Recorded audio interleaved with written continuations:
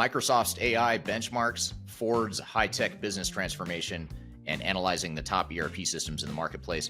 Those are just a few of the topics we're going to cover here today in episode number 157 of Transformation Ground Control.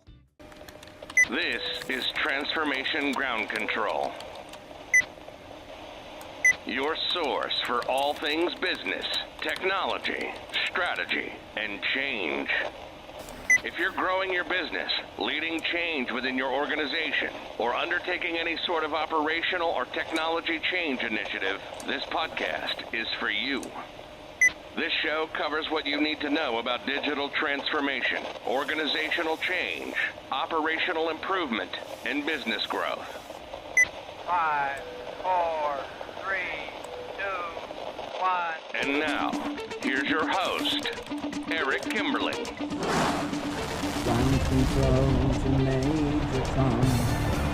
Hello, welcome to Transformation Ground Control, episode number 157. My name is Eric Kimberling, the CEO of Third Stage Consulting. We're an independent consulting firm that helps clients through their digital transformation journeys, including their software selection and implementations of enterprise technologies. I'm your host here today, and with me, as always, is our co-host, Kyler Cheatham. Kyler, welcome back to the show. Thanks for having me. Excited for today's episode. Lots of great content. Yes, I'm excited too. We do have a lot of great content. And this is a weekly podcast. If you haven't listened before, this is a weekly podcast with new episodes every Wednesday. You can go to transformationgroundcontrol.com to see the past episodes as well as to keep up with new episodes as well. Again, go to transformationgroundcontrol.com. This podcast covers everything related to digital transformation, including the people, process, technology, and strategy sides of transformation. And this is a tech agnostic view of the market and content here today. The show is sponsored by Third Stage Consulting Group, which is an independent consulting firm. As I mentioned, that's a company I work for and Kyler works for. We're an independent consulting firm that helps clients through digital transformations. And this podcast is produced by Major Tom Productions. So thank you for being here today. We've got a great episode. We're going to cover some questions from the audience to start the segment, the opening segment. We're going to get into some hot topics after that opening segment with questions from the audience. We're going to get into Microsoft results and how they offer a new AI benchmark after a tumultuous quarter. So we're going to talk about AI benchmarks from Microsoft here in just a moment. And then we'll also talk about Ford's digital transformation that's being fueled by the cloud. And then later in the show, we're going to have our first guest, Sam Gupta from ElevatIQ. He's going to be on the show with me to talk about analyzing some of the top ERP systems in the marketplace. And then finally, we'll have Judith O'Callaghan and Erin Robison on with you, Kyler, to talk about the power of perception in digital transformation. So we'll have that on in our third segment later in the show. So stick around for that. So before we get to our guests, though, what are some of these audience questions you have in store for us, Kyler? Yeah, absolutely. So we've got some great questions. And if you are new here, how this works is if you comment on any of our Third Stage Consulting Group social media or on Eric's social media, then we take those questions, we ask them live in our podcast. A lot of times Eric will comment on there that he'll address it in the podcast. So a great opportunity to answer them. And they are not just for Eric. They are here to support our mission of creating transparent dialogue around digital transformation. So this is for the audience too, as well. So we definitely look at all of those different areas in which we can kind of create that conversation. So this first one is from TikTok. And as we've talked about on some of our other previous episodes, our TikTok users can be younger and a little spicier. So this one says, dude, you're wrong. There's zero pay to play with Gartner, absolutely zero. Other providers, yes, but not Gartner. So I wanted to give you an opportunity to respond to this. And just for some context, this is talking about how we get transparent and integrity-based data around different systems or processes from our analyst partners. Yeah. It's interesting that there's occasionally the strong reaction to my comments that Gartner, and not just Gartner, but Forrester and other analyst firms are paid by software vendors because they are. I mean, that's their revenue model and their business model. So it's hard for me to argue or dispute it because to me, it's like, almost like arguing whether or not the sky is blue. Someone's telling me the sky is not blue. And I just think, well, I'm looking at it and is blue. So I don't even know how to, on the thing with Gartner, I don't even know how to argue with that. Because, we've been approached by Gartner about potentially sponsoring, some sort of quadrant that would prominently feature third stage consulting. So I know that that's the model in a lot of the different quadrants and the different micro verticals that they focus on and create magic quadrants for, or, analyst reports. I'm not saying that they're not honest, but there is money involved, and anytime there's money involved, I have to think it's going to influence how a analyst firm is going to portray a software vendor that happens to be their customer, their paying customer. So, yeah, I'm not even sure how to argue it, to be honest, but I've been in the industry long enough to know that Gartner and all these guys take money from software vendors, which is why we're independent. Part of why we're independent is so that we as a company at Third Stage Consulting are not influenced by software vendors in that way, especially financially. Most definitely. And maybe a way to look at this is our mantra of professional skepticism, right? The data is useful, but understanding the different agendas involved in it is just part of ensuring that you really understand what information you're getting within the industry. So definitely a good one there. You can head over to TikTok or our YouTube channel. Eric talks a lot about the Gartner analyst type of model. So definitely recommend that as a follow-up if you're interested there. I'm curious to hear from the audience too, as we have, a lot of passionate people around this specific topic. So definitely let us know what your thoughts are in the comments here. The other one, I picked a kind of a funny comment. It said, the mob family business has the same problem. And this is from your family business video feedback. So you had a business, or you had a video recently that talked about specifically family-owned businesses and the challenges that they can have when it comes to growing or scaling or changing in that way. And it's gotten a lot of feedback. So I thought I would bring this to the episode here with this kind of funnier comment to talk about the complexities of family business. So why is it that family businesses specifically are a bit more complex when trying to go through things like changing systems or changing processes? Yeah, it's a good question. And part of the reason I created that video is because, there are some nuances that we see with family-owned businesses that are different. And some of the nuances include the fact that, first of all, family-owned businesses, there's just a personal connection to the business from the founders and the family members of the founders that you don't get in sort of a more traditional corporate environment. So that's one part of it. And then the other part of it too is, a lot of times family-owned businesses are more tightly knit, in meaning that they're a stronger, closer, collaborative group in many ways. And that generally is a strength. But when it comes time to change and to scale the company and to grow and get it to the next level, sometimes that can be a barrier to the growth. And so that's one of the things too, is just moving. One of the things I talk about in the video is how family-owned businesses have to figure out how to move from being purely a people-based, relationship-based business and a tribal knowledge-based business to a more scalable, process-based, repeatable process-based business. And I think family-owned businesses in some ways struggle with that, although I will say any growing company is going to struggle with that, but family-owned businesses even more so. So those are a couple of the smaller nuances that I see coming from family-owned businesses. I don't think I referred to the mob in that video, but this person is connecting the dots here between general family businesses and the mob business too. So I'd be curious to hear more. How does a mob organization or criminal organization scale? Maybe that should be a future topic for another video sometime. Absolutely. I think it's the 20th anniversary of The Sopranos. Oh, is it? Yeah. So I think that's where that kind of comes from, but it would be a good kind of pop culture topic to talk about maybe in one of our blogs. Yeah, curious to hear from the audience too. If you want to see that full video, that is on Eric's YouTube channel. I'll also mention that our small business specialist, Christy Barber, who's been on the podcast many times, also has a full family-owned business series on our Third Stage Consulting YouTube channel. So it's a great watch, even if you are kind of in a high growth marketplace without family dynamics. There's some great insights in there too. So Our last question today is about a system, and I know you're going to talk with Sam later in the episode about specific systems.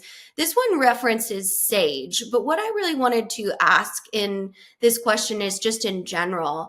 This user was saying that Sage tech support or their vendor support has just gotten worse and worse. And they asked if you kind of knew what was happening in the industry. But I thought I would kind of generalize it in looking at what should we expect from tech support when it comes to working with an ERP vendor? Yeah, that's a great question. I mean, I think it's a tricky question, and it's a tricky thing for software vendors right now because a lot of them are ramping down support of their legacy products, and they're trying to reinvest that support in the newer cloud solutions. So you're seeing a lot of support issues and deficiencies in the software vendor community right now. So it's a relevant question. But I think, when you pay for a software, whether it's on-prem or especially if it's cloud, you're paying for maintenance. You're paying for the support of the software and making sure the software works and that sort of thing. Now, of course, if you break the software, if you do something to it, like customize it in a way that breaks the code or breaks the way the software is built, that makes support more difficult. And that's more of a gray area that may fall more on you as an organization to fix. But in general, you should expect that your software vendor is going to support whatever system you're using and whatever issues you might have with that software. And just because maybe you're using an old, outdated system, or what a software vendor says is old and outdated, doesn't mean that you shouldn't have support for it. And that's why it's somewhat egregious that you have these big software vendors that are cutting off support after a certain amount of time, sort of an arbitrary sunset or cutoff date there. So if you haven't reached that sunset date for your software vendor, then you should absolutely expect and demand that you get the support that you're looking for. And I can make a pretty strong argument that even if it's after the sunset date, you should still be supporting or demanding that you get that level of support after the fact too. Absolutely. And just some supplementary content around that too. We do have our what to do if your system is being sunsetted, which has a lot of great information on how to source additional outside support if you're struggling with the vendor support too. So I would definitely recommend that to this specific user, but we'll definitely get into more system talk later in the episode. So stay tuned for that as well. And I know we're going to get into a few hot topics here in just a few minutes, Eric. Yeah, absolutely. Yeah, we've got a couple hot topics. We're going to talk about the Microsoft results from the recently quarter results and their new artificial intelligence benchmark that's included in those results. So we'll talk about that here in a moment. We'll talk about the business transformation that's fueled by the cloud at Ford Motor Company, the US-based auto manufacturer. And then later in the show, we're going to have our first guest, Sam Gupta from ElevatIQ, is going to be on the show to talk with me about how to analyze some of the top ERP systems in the marketplace. And then later, after Sam is on the show, we will have Erin Robison and Judith O'Callaghan on the show to talk about the power of perception and digital transformation. So stick around. We've got a lot more to cover. We're going to take a quick break. We'll be back with more Transformation Ground Control.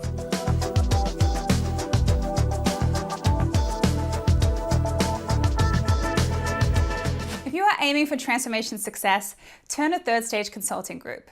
Third Stage's independent and technology agnostic consulting team helps clients define their digital strategies, define their roadmaps, and manage their transformations. With offices in the US, Europe, and Australia, our team helps the world's most forward-thinking organizations through their transformation pitfalls and risks. If you are embarking on a digital transformation or business change initiative, contact Third Stage Consulting to see how we can help you reach the third stage of transformation success. Learn more about us and download independent reports, videos, and other best practices at thirdstage-consulting.com. But we're never gonna survive unless we get a little crazy. Hello, welcome back to Transformation Ground Control, episode number 157. My name is Eric Kimberling, here with Kyler Cheatham. You can find new episodes of the show every Wednesday at transformationgroundcontrol.com. The show is sponsored by Third Stage Consulting, which is an independent consulting firm that helps clients throughout the world reach their third stage of digital transformation success, and that is the company that both Kyler and I work for. So if you'd like to learn more about what third stage can do and how we can help you through your software selection or implementation of new technologies, please feel free to reach out. My contact information is included in the description field below. So all that being said, you've got a couple hot topics in store for us here. Kyler, what do you have in store for us? Well, first, let's talk about Microsoft. So Microsoft recently released their quarterly earnings after a really rough kind of end to 2023. And most of it focuses on the growth of AI. And the reason I wanted to pick this is we talk a lot about AI as a trend, but this is actually a focused case study around what AI does within an enterprise technology. So just to give you some background. So, the Q2, their Q2 fiscal year of 2024, they expect 61 billion in revenue, which is a 16% increase from the previous year. And then also with their market performance, their stock has risen over 21% in the last 6 months. And they really attribute that to the release of their Copilot, which we covered a little bit, is an AI product for businesses. And that launched on November 1st.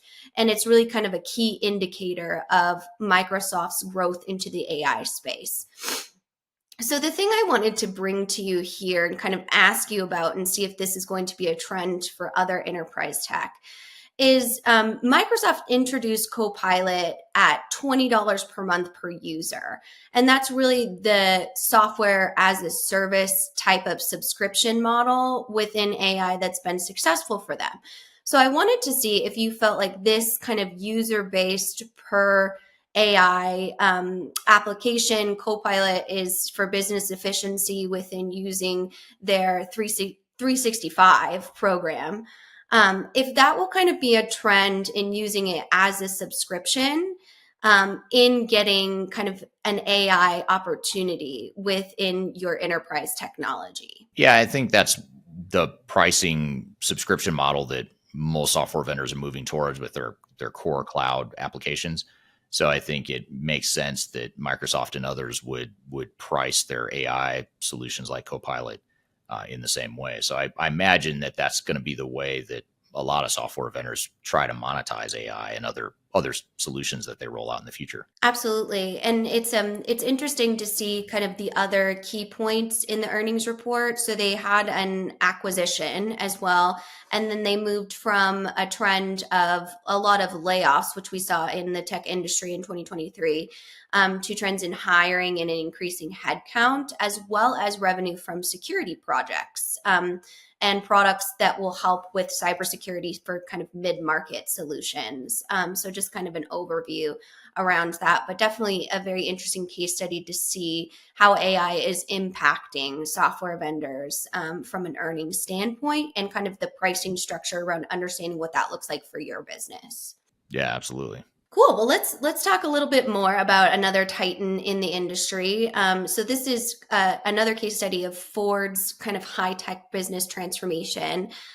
So what they've done is really focused on kind of the Tesla model, as I've call it, really going from an automotive company to a huge technical shift. So what they've done is they've evolved from being just a traditional automaker to more of a software-oriented company. And this shift is really evident in what they call their software-defined vehicle, or SDV for short, because we definitely need more acronyms in the industry. But it gives kind of an opportunity to showcase how you have taken a very established legacy company and moved it into looking at how do you have a technology component that's really a huge backbone of your product. So I wanted to kind of bring that to you to see in the automotive industry. I know Third Stage has a lot of clients in this space. Do you see a significant shift from just traditional manufacturing to more of looking at what is our software model and product for our customers? Yeah, I think it's interesting. And you mentioned Tesla and how Tesla has become, a lot more than just a product company. And I think that's what a lot of industries are moving towards, is more of a technology enabled or data enabled sort of organization that takes a core product and, sticks to their knitting in some ways. In this case, Ford's main competency is building cars, but they're adding data, they're adding technology to it to create a more complete product and a more complete customer experience, for lack of a better word. And I think they're probably taking a play from Tesla's playbook, because Tesla's really sort of fine-tuned and mastered that whole concept. And in fact, we had on this podcast several episodes ago, at some point last year, we had Walker Reynolds on the show, who talks about Industry 4.0, and he talked in that podcast interview about Tesla and how Tesla is not really a car company, they're a data company that happens to make cars. And here, in the case of Ford, they're a car company, but they might be sort of moving in that direction to become a automotive manufacturing company that happens to also do data and technology too. So I think it's something that's we can learn in a lot of different industries about how technology and data and integrating products with technology and data could provide a better customer experience and a better overall product for our marketplace. And it's interesting that it's actually created a new revenue stream for the company. So Ford has their platform is called Ford Pro API. And really that's providing data from connected commercial vehicles for internal and partner applications. So that gives them a new opportunity to create even a new business unit through their software platforms, which I think is incredibly interesting as well. Yeah, very much so. Yeah, just to tie the two together so you can kind of see how that looks. So for the AI integration, they use that across the various aspects of its operations, from call centers to vehicle technologies, as I mentioned, but they're also utilizing Microsoft Copilot to enhance productivity in their algorithm development. So kind of an interesting tie between the two is you see one from a vendor side and one from a consumer product side. Yeah, absolutely. Yeah, very much so. Yeah, I know. And I think this is a great kind of segue into your conversation with Sam so that we can, talk about kind of what is the enterprise tech landscape look like with the introduction of kind of these new focuses on strategies and technologies. Yeah, that sounds great. And we're going to shift gears and have our first guest on the show, Sam Gupta from ElevatIQ, is going to be on to talk about, he and I are going to analyze some of the top ERP systems in the marketplace and talk about some of the trends among ERP vendors. I'm sure we'll get to the topic of AI. It's hard to talk about technology today without talking about AI. So I'm sure getting back to the point of the Ford case study, we'll build on that in this next segment. So we'll have Sam on the show to talk about the top ERP systems in the market. And then we'll also have Erin Robison and Judith O'Callaghan on the show to talk about the power of perception in digital transformation, a great conversation that you have with them. So we'll have them on the show later as well. So we're going to take a quick break. We'll be right back with more Transformation Ground Control. When I wake up, well, I know I'm gonna be the man who wakes up next to you. When I go out. If you are aiming for transformation success, turn to Third Stage Consulting Group. Third Stage's independent and technology-agnostic consulting team helps clients define their digital strategies, define their roadmaps, and manage their transformations. With offices in the US, Europe, and Australia, our team helps the world's most forward-thinking organizations through their transformation pitfalls and risks. If you are embarking on a digital transformation or business change initiative, contact Third Stage Consulting to see how we can help you reach the third stage of transformation success. Learn more about us and download independent reports, videos, and other best practices at thirdstageconsulting.com.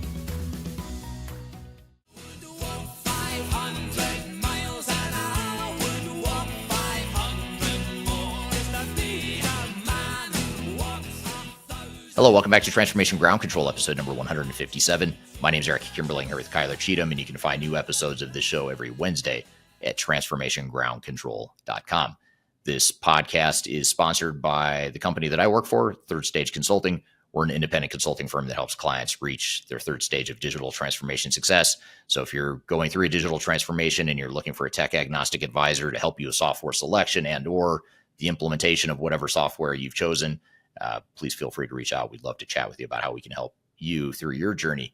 So I'm excited for our next guest, Sam Gupta, who is a first-time guest on the show. He has his own podcast, and he's someone that he and I have crossed paths a lot over the years in this industry. But he's never been on this podcast, so we thought it'd be a great time to bring him on to talk about analyzing some of the top ERP systems in the marketplace. Both his company and mine publish rankings and reviews and comparisons of different systems in the marketplace because we are both tech agnostic. It affords us the luxury of being able to be pretty candid about the pros and cons of different systems in the marketplace. We're going to have him on the show here. Excited to have him on the show to talk about the top ERP systems and how they compare to one another. So with all that being said, Sam, welcome to the show. Of course. Thank you so much for having me, Eric. It's an honor. I love your work and the podcast. So thank you so much once again for having me here. Yeah, thank you for being here. And tell us a little bit about ElevatIQ. I know you and I have similar upbringing, similar spaces in the industry that we try to fill, but tell us a little bit about your company and what you do. Yeah, absolutely. So just a little bit about me, Sam Gupta, CEO, ElevatIQ. ElevatIQ is very, very similar, offering as you. We do the independent, digital transformation as well as ERP selection, implementation, change management, I guess. Overall, about me, very similar background, roughly 20 years in the industry, in the consulting industry itself, I guess, doing very, very, very complex transformation initiatives, complex transformation, combining the majority of the enterprise software categories, ERP implementation, obviously, they are major part of it always. And WBS Talks is a podcast, very similar topics as you, ERP, enterprise software. So that's about me. Great. So you and I both have this independent technology agnostic view of the world and of the ERP software industry in particular. So as a disclaimer for today's conversation, neither you or I are affiliated with any of the software vendors we're going to talk about here today, right? Just to make it clear that we're not here to sell software, right? Exactly, I guess. I mean, and I'm going to have a comment on that as well. I guess independent has become sort of a buzzword right now in the industry. Everybody is trying to claim independent, even if they might not be independent underneath. So obviously, that's one of the things that is, it's almost like ERP. ERP is a buzzword. It's a marketing term, right? So independent has become the buzzword as well. Right. Exactly. And one of the sort of setting the context for today's conversation too, in that independence that you talk about, Sam, is that you and I, both of our respective companies, publish each year a series of top 10 rankings of top 10 ERP systems, top 10 ERP systems for small business, for manufacturing, for different verticals. And so in today's context or today's conversation, we're not going to go through each of the top 10 lists, but we are going to talk about some of the general trends, maybe some of the differences you and I see in our respective top 10 rankings, and just how we see the software vendors fitting in the market in general.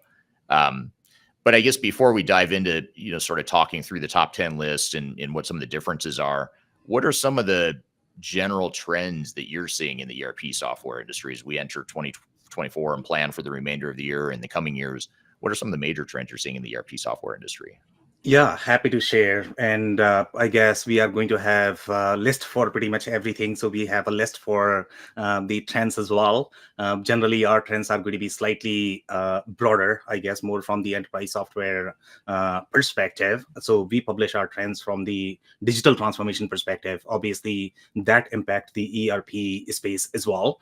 But from the trend perspective, number one, I mean, one of the obvious ones, obviously, is going to be AI. Now, if you look at AI, understanding the direct impact of AI on ERP is slightly harder. Okay, that is something that we have debated a lot. How ERP space is going to change because of AI. So a couple of changes that are going to be there is going to be the way we are going to process the transactions. I guess, the whole marketing space is going to change a lot. That's the biggest consumer of AI at this point of time. Now, when you look at ERP, other ERP trends, sustainability is a big topic. ESG is a big topic. E-invoicing is a big topic, more in the international context. And I know, Eric, you have a lot of international audience as well. And in general, whenever any trends that start, whether you talk about the AI development at this point of time, LLM development at this point of time, that is going to be in infancy. So for the most part, when they start, the architecture is going to be all over the place. Everybody's sort of trying to chase these opportunities. So generally, there is no sort of consensus in terms of where these things are going to reside. So, for example, let's say if you look at architecturally speaking, okay, if you look at e-invoicing, ESG, literally every single software category is trying to chase that, and it's very custom, very ad hoc. There is no consensus, no framework, nothing is streamlined as such. So it's going to take a while before we understand how this is going to impact each of the categories, including ERP. Now, I know that you guys talk a lot about, and I don't know, where you stand as of today in terms of where ERP industry is. Some people argue that, ERP is no longer relevant. In our case, our position is that ERP is actually becoming more relevant. Now, depending upon how we define ERP, I guess there might be differences in that as well, right?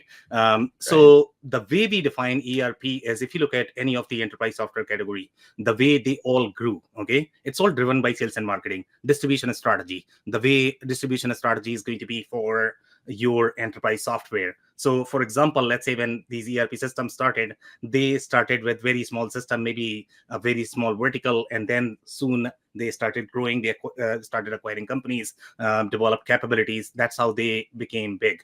In 2024, if you look at a lot of different ERP systems, in fact, if you look at some private equities, they are spinning off new companies. Even in 2024, they are trying to create Enforce of the world, Apteans of the world, Constellation software of the world. Okay, so one company is called Advantab, which is like 2022. Can you believe this? When there were no ERP deals in the market, these guys are trying to create the company. So I don't know if that gives you some sense of different trends. I mean, the consolidation is definitely going to be there. We are going to see a lot more overlap. And because of those overlap, we are going to see a lot more problems with respect to failure. And you talk about that as well, right? Because it's going to become really confusing. Okay, who is what?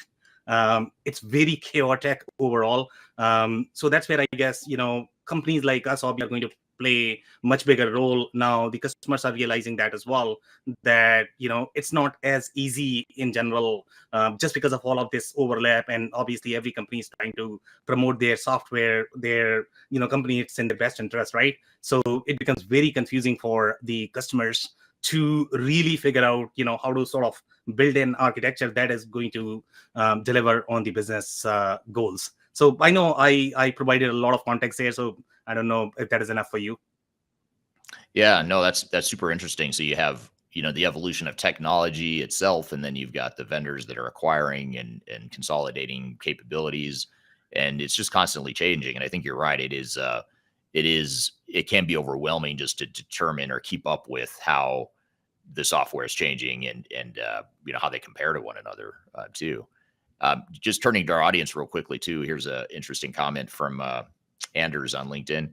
He's excited for a top 10 list of the web's best top 10 ERP lists. So that's not a bad idea. There's it's not just you and I putting out top 10 lists now. There's all kinds of analyst firms and consultants that are putting out their top 10 lists. So I'm curious to hear from the audience. Do you look at these top 10 lists? Do you look at the magic quadrants of the world, or do you use that as a way to keep up with the industry? I'd love to hear the feedback from the audience on what sort of resources you use to keep up with some of the evolution of the industry here.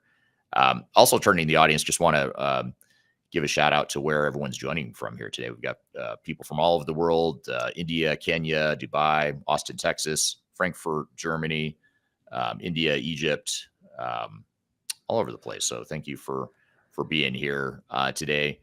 Dave on LinkedIn says 2 powerhouses right here, and he's excited for the conversation. So I'm just flattered that someone refers to you and I as powerhouses. That's a flattering compliment there. So thank you. Same here. And then someone else on LinkedIn, I don't see the name of the person, but they say, hope they don't go at each other's throats. Just kidding. So we'll try to keep it civil. We're going to try and be respectful to one another. Usually we are. We don't usually fight when we see each other at industry conferences. We've only gotten in a couple fights, right? It's only been a couple times we've actually. Just a couple. Yeah. Nobody knows about it. It stays in the room. You want yeah, right. You won both, but we're going for best of 5 on our in-person fights here. So we're here with Sam Gupta talking about analyzing the top ERP systems in the market. We've got a lot more to cover. We're going to take a quick break. We'll be back with more Transformation Ground Control.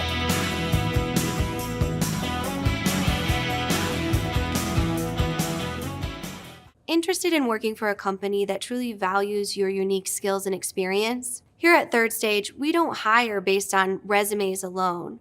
We look at the full candidate, experience, and willingness to provide excellent service for our clients. Within a technology independent and agnostic consulting firm, you have the opportunity to learn across industries with a diverse group of clients. Our consultants also have the opportunity to diversify their portfolio and learn across technology systems. If you're interested in joining a high-growth entrepreneurial organization, please reach out to us at work@thirdstage-consulting.com.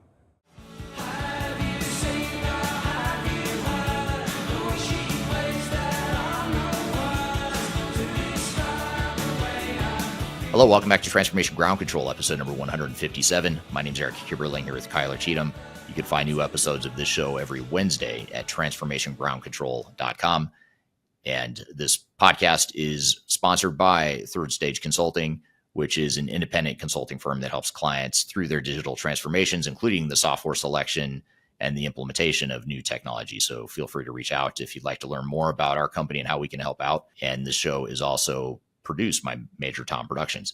So all that being said, we're here with Sam talking about the top ERP systems in the market. Let's jump back into the conversation. So here's a question, sort of a good context setting, sort of a baseline question here from Raza on YouTube. What's the difference between SAP and ERP?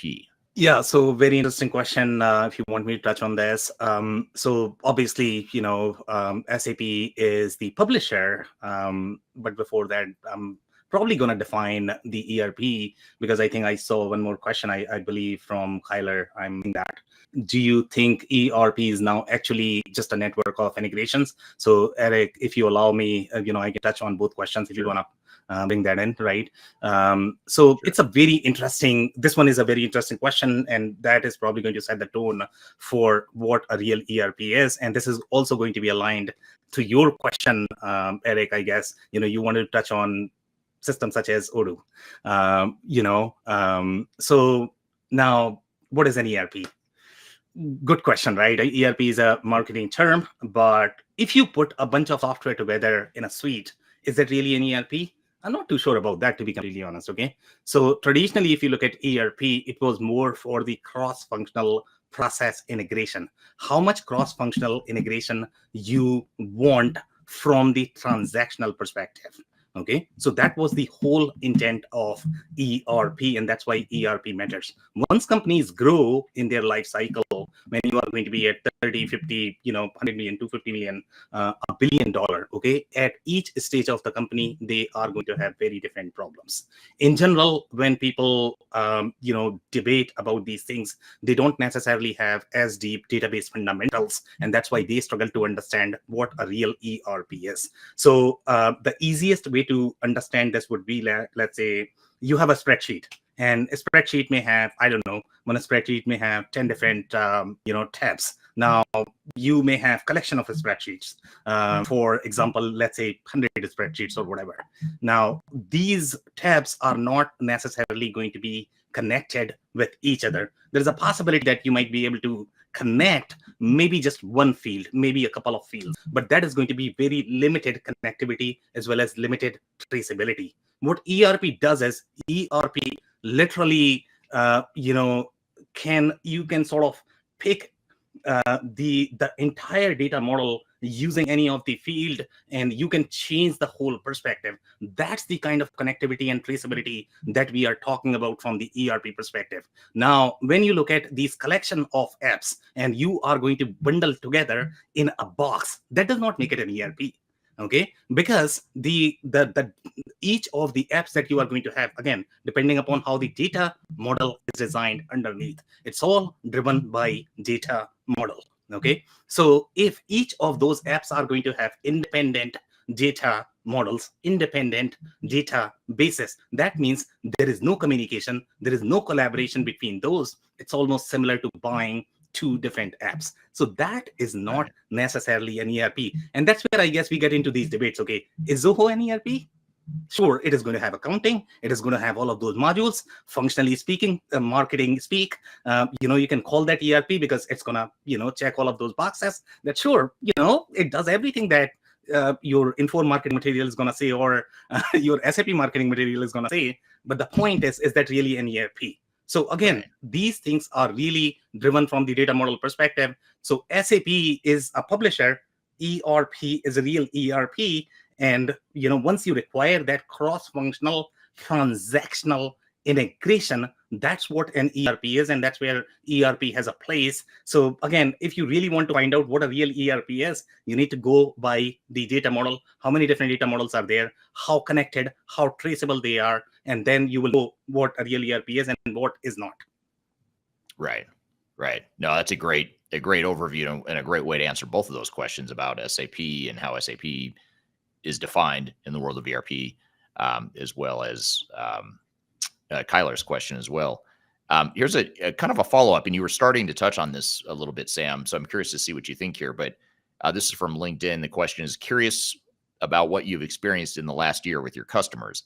Is there a desire to break away from the huge monoliths such as ECC or S4, which are two of the SAP ERP products in the marketplace, ECC and S4?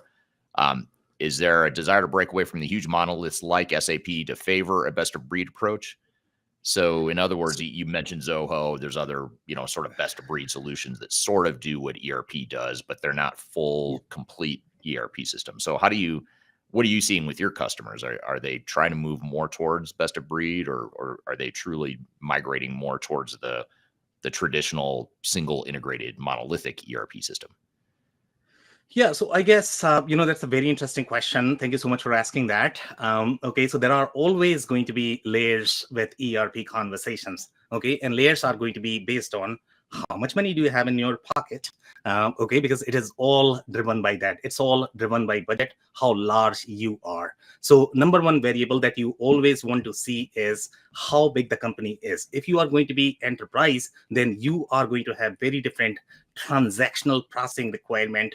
The way your learning model is going to be, the way your organizational model is going to be, it's going to have very different priority than your mid-market companies or the small companies. Okay, in the case of small companies, they are going to have, again, very different needs. So these are very different market segments. For the most part, when you talk about any SAP S4HANA product or ECC, now this is a humongous product. For the most part, it is really meant for those enterprises, because when you are going to have these global workloads that you are trying to host in one database that is going to be deeply connected across the globe, across all of your plans, that's when your SAP matters. Now, to compare this with your best of breed, now best of breed could mean a lot of different things. Okay, ERP again is a marketing term. ERP was never meant to be everything replacement. What is that program? I guess it was never meant to be that. Okay, but people, whenever you try to simplify any complex model,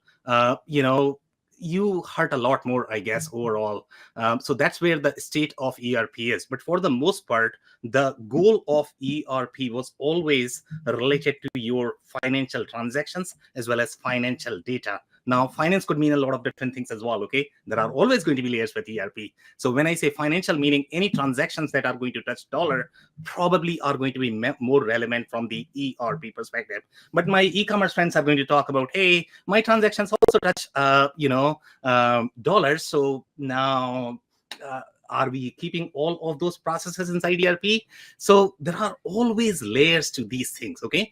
But when you look at different enterprise software categories, they are designed for a purpose. So your CRM, your ERP, your e-commerce, your MES, your WMS, TMS, these are different enterprise software categories.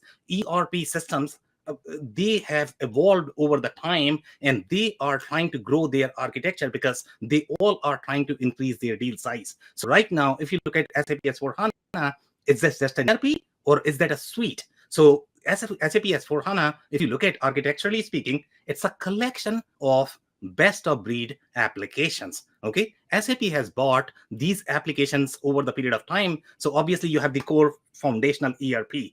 But then if you compare the architecture of your ECC versus S4HANA, in the ECC world, they were doing a lot more things inside the ERP itself. But then they have learned the lesson that, you know what, when you are dealing at that kind of transaction volume, you need to have slightly more disconnected architecture. It makes sense for enterprises. It might not make sense for mid-market when you are going to be super limited on your budget. So again, I don't think there is a clear answer to these things. This is going to be based on what your organizational priority is, what you are trying to do from your architecture, how much budget you have, how much can you afford with these custom integrations, custom processes. So that's where I guess you need to make a decision for your architecture. Your architecture is going to be your architecture, not your vendor's architecture. Obviously, they are going to create the architecture because they all are trying to promote the suite. They are trying to increase their deal size,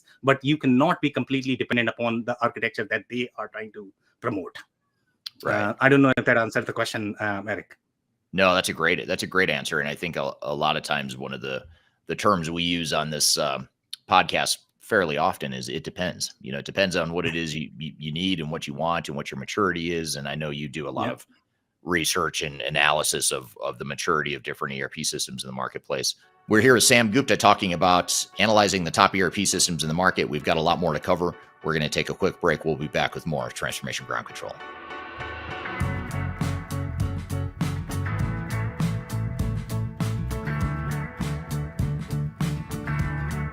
I'm excited to share our newly released 2024 Digital Enterprise Operations Report. This free download is available on the Third Stage website at thirdstage-consulting.com. This report is truly packed full of technology-independent and agnostic insights for your project to ensure that you're strategically optimized for success. Download your copy today with the QR code in front of me or visit our website for more details.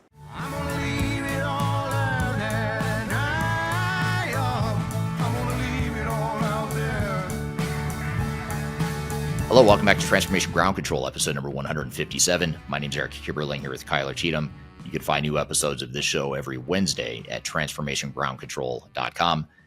And this podcast is sponsored by Third Stage Consulting, which is an independent consulting firm that helps clients through their digital transformations, including the software selection and the implementation of new technology. So feel free to reach out if you'd like to learn more about our company and how we can help out. And the show is also produced by Major Tom Productions. So all that being said, we're here with Sam talking about the top ERP systems in the market. Let's jump back into the conversation. Are there certain software vendors or solutions that you're particularly excited about? Or maybe framing it another way, are there certain ones that have moved up your top 10 rankings, more so than others? Or there's just certain vendors you're excited about? Yeah, so let's talk about the list, right? So there are always going to be certain changes. You guys make some changes to your list based on the experiences that you are having in the market. We make changes as well. For the most part, number one thing that people should know that, okay, these lists, and I don't know, Eric, how it works in your organization, it is never one person's work, okay? It is going to be the entire team. We have a very democratic process inside the company that we follow.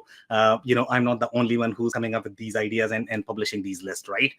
And when you follow any democratic process with anything, okay, there are always going to be debates and, in terms of what we are going to come up with these lists. So the point that I'm trying to make is whenever you are looking at the list, you need to look at the number of variables that are driving these lists, because they matter far more than the ranking itself. In fact, we have debated and we were like, okay, shall we keep the numbering or shall we just take it off? Because, from our perspective, to be completely honest, list is a list, okay? Those right. Numbers 1 to 2 to 3 don't matter as much, okay? When you look at these lists, the purpose should not be that, okay, I'm looking at this list and I'm going to buy a system just because Sam Gupta says so or ElevatIQ says so.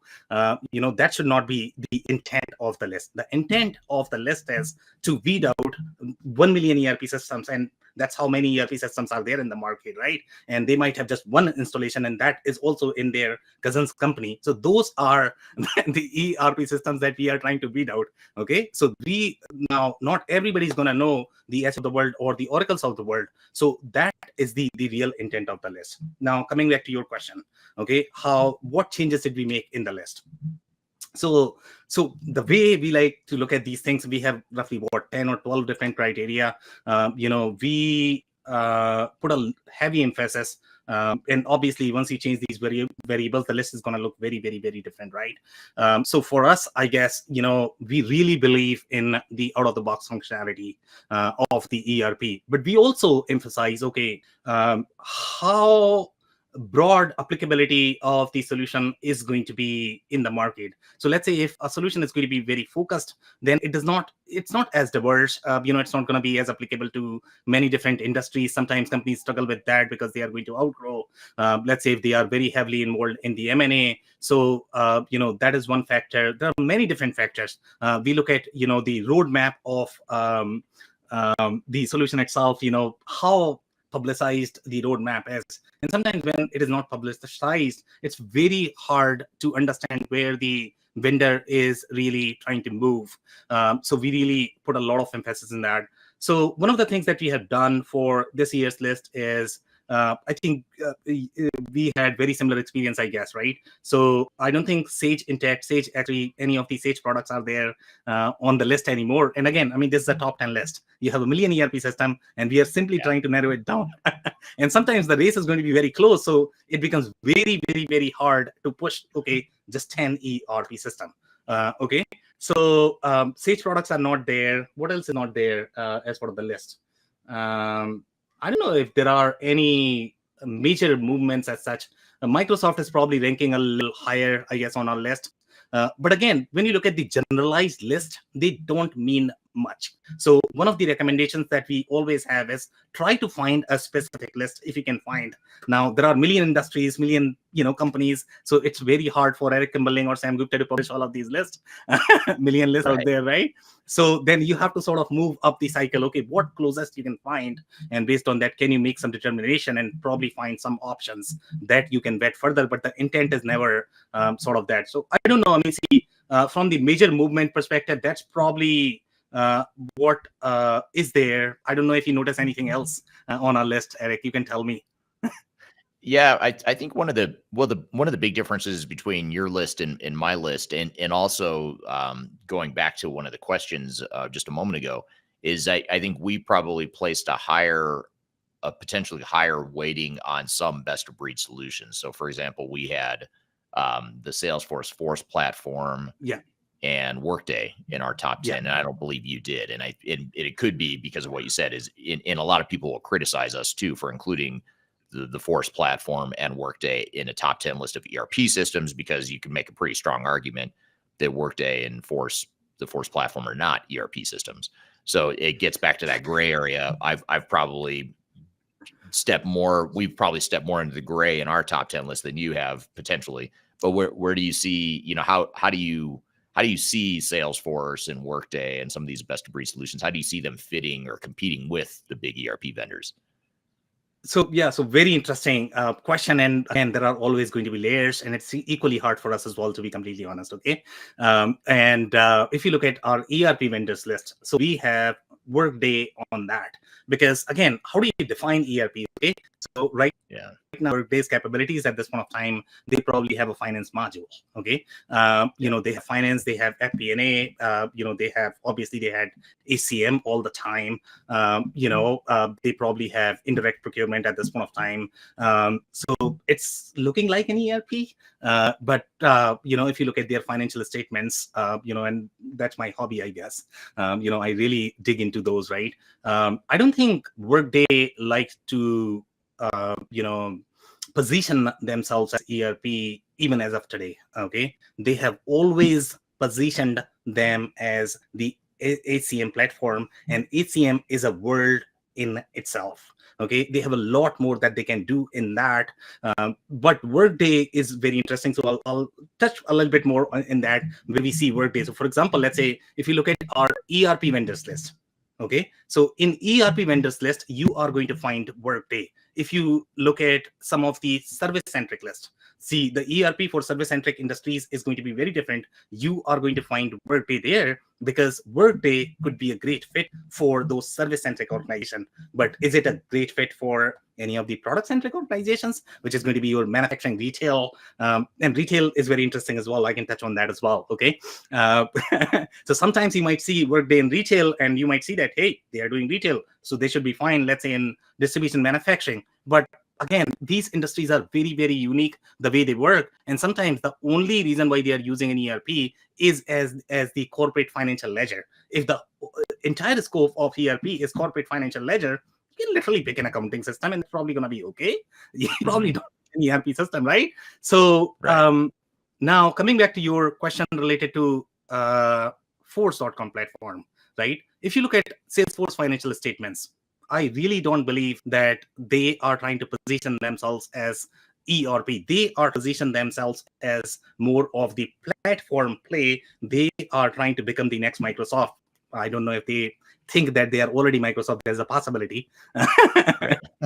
Okay, but that's what they are. They compete head to head in the CRM market, right? So they are really trying to become the next Microsoft, and their goal is really to disrupt the CX category. If you look at their recent acquisitions, the kind of product that they have acquired, they are really not trying to become an ERP vendor. That was never their interest. In fact, I mean, see, if you have noticed any of the movements that happened in SAP portfolio, SAP CEO moved to ServiceNow, ServiceNow as CEO moved to Snowflake. The reason why they moved is because they didn't see any future for ERP. But they completely misunderstood, right? I mean, how ERP is supposed to work. So, and that's why, I mean, the only reason why SAP CEO was so excited about ServiceNow, that they were thinking that, you know what, ERP is done. It's all going to be these best of breed application. And the only thing that is going to matter is these best of breed application. So what CRM, HCM, all of these applications have done, they have created a new market. Okay, it's a completely brand new market that is very, very, very, very different from your ERP market. So again, Salesforce's intent was never to be an ERP vendor. There are certain ERP systems in their portfolio. For example, Rootstock, Certinia, those are the ERP system, but they are trying to decouple themselves from Salesforce, because when they couple themselves with Salesforce, of the Salesforce app, it's not a real ERP system. So right now, if you look at Financial Force, Certinia, they rebranded themselves because they don't want to couple themselves. Right. So we really don't see Force.com platform as the ERP, because if I go back to my original commentary related to the data model, right? The CRM data model is supposed to be very, very, very, very different compared to an ERP. So a CRM will never be an ERP, because again, these things are driven from data integrity, data model. That is very, very, very hard to change. Even if you are going to change the front-end technology, that is much easier to change. And that's what a lot of legacy vendors have done. When they claim that they are cloud only from the front-end perspective. Back-end is still the same, So I don't know, Amici, I again answered a lot of questions there, a lot of context. So, more questions, I guess, Eric. Yeah. And here's a follow-up question from Edson on LinkedIn. Edson says, we've implemented a best of breed approach, but with integration with marketing tools being complicated as well as marketplace tools being required, we are looking to see what the best approach would be. And I think that's a really good point, in that if you go with a platform and or a best of breed approach, which again, I think, you and I are trying to, even though we're agnostic and independent, we're trying to sort of fit within the definitions that the industry has created, right? And they've created this definition called ERP, and that's a very gray area. But I think that the downside of going with a platform approach to ERP or a best of breed approach to ERP is that you do have integration, you've got multiple systems you have to manage, and it sort of, in many ways, defeats the purpose of a true ERP, which is a single integrated system, right? And so I think in some ways there's some advantages to best of breed or platform, but there's also a trade-off as well. Would you agree with that? Yeah, exactly. I think great commentary. So I'll touch on some more points there, I guess. Overall, that'll help listeners in understanding whether they should take the best of breed approach. In general, when you are taking best of breed approach, that is always going to be more expensive. Okay, sometimes people underestimate how much expensive your customizations are going to be. In general, even if you are going to own a single line of code, okay, that is always going to be more expensive than buying from somebody. Okay, these are the general principles. Because again, I don't trust my own code, to be completely honest. Eric, I don't know about you, because it's very hard. I mean, we don't have the same expertise. We don't have the same cybersecurity experts. We just don't have capital, and we don't have economy of scale. So if you look at this from that mindset that, okay, you should always be buying as much as possible. But there are going to be certain areas where the custom code makes sense, and that's where the expertise such as your enterprise architecture expertise, when you look at this more from the enterprise architecture lenses, when you look at this more from the enterprise reconciliation lenses, then these things will become slightly easier. I don't think it's going to be as binary argument the way you guys are debating at this point of time, whether it is going to be best of breed versus the other choice. In general, when you are doing best of breed, your master data governance is going to be very, very, very hard. The enterprise integrations, they are generally very hard. Creating a software is very easy. Creating integration, very, very, very, very hard. Right. Yeah, very, very true. And it puts more pressure on your internal IT function and department to be able to manage to that need for integration, data management, and all that stuff that you just mentioned there. We're here with Sam Gupta talking about analyzing the top ERP systems in the market. We've got a lot more to cover. We're going to take a quick break. We'll be back with more Transformation Ground Control.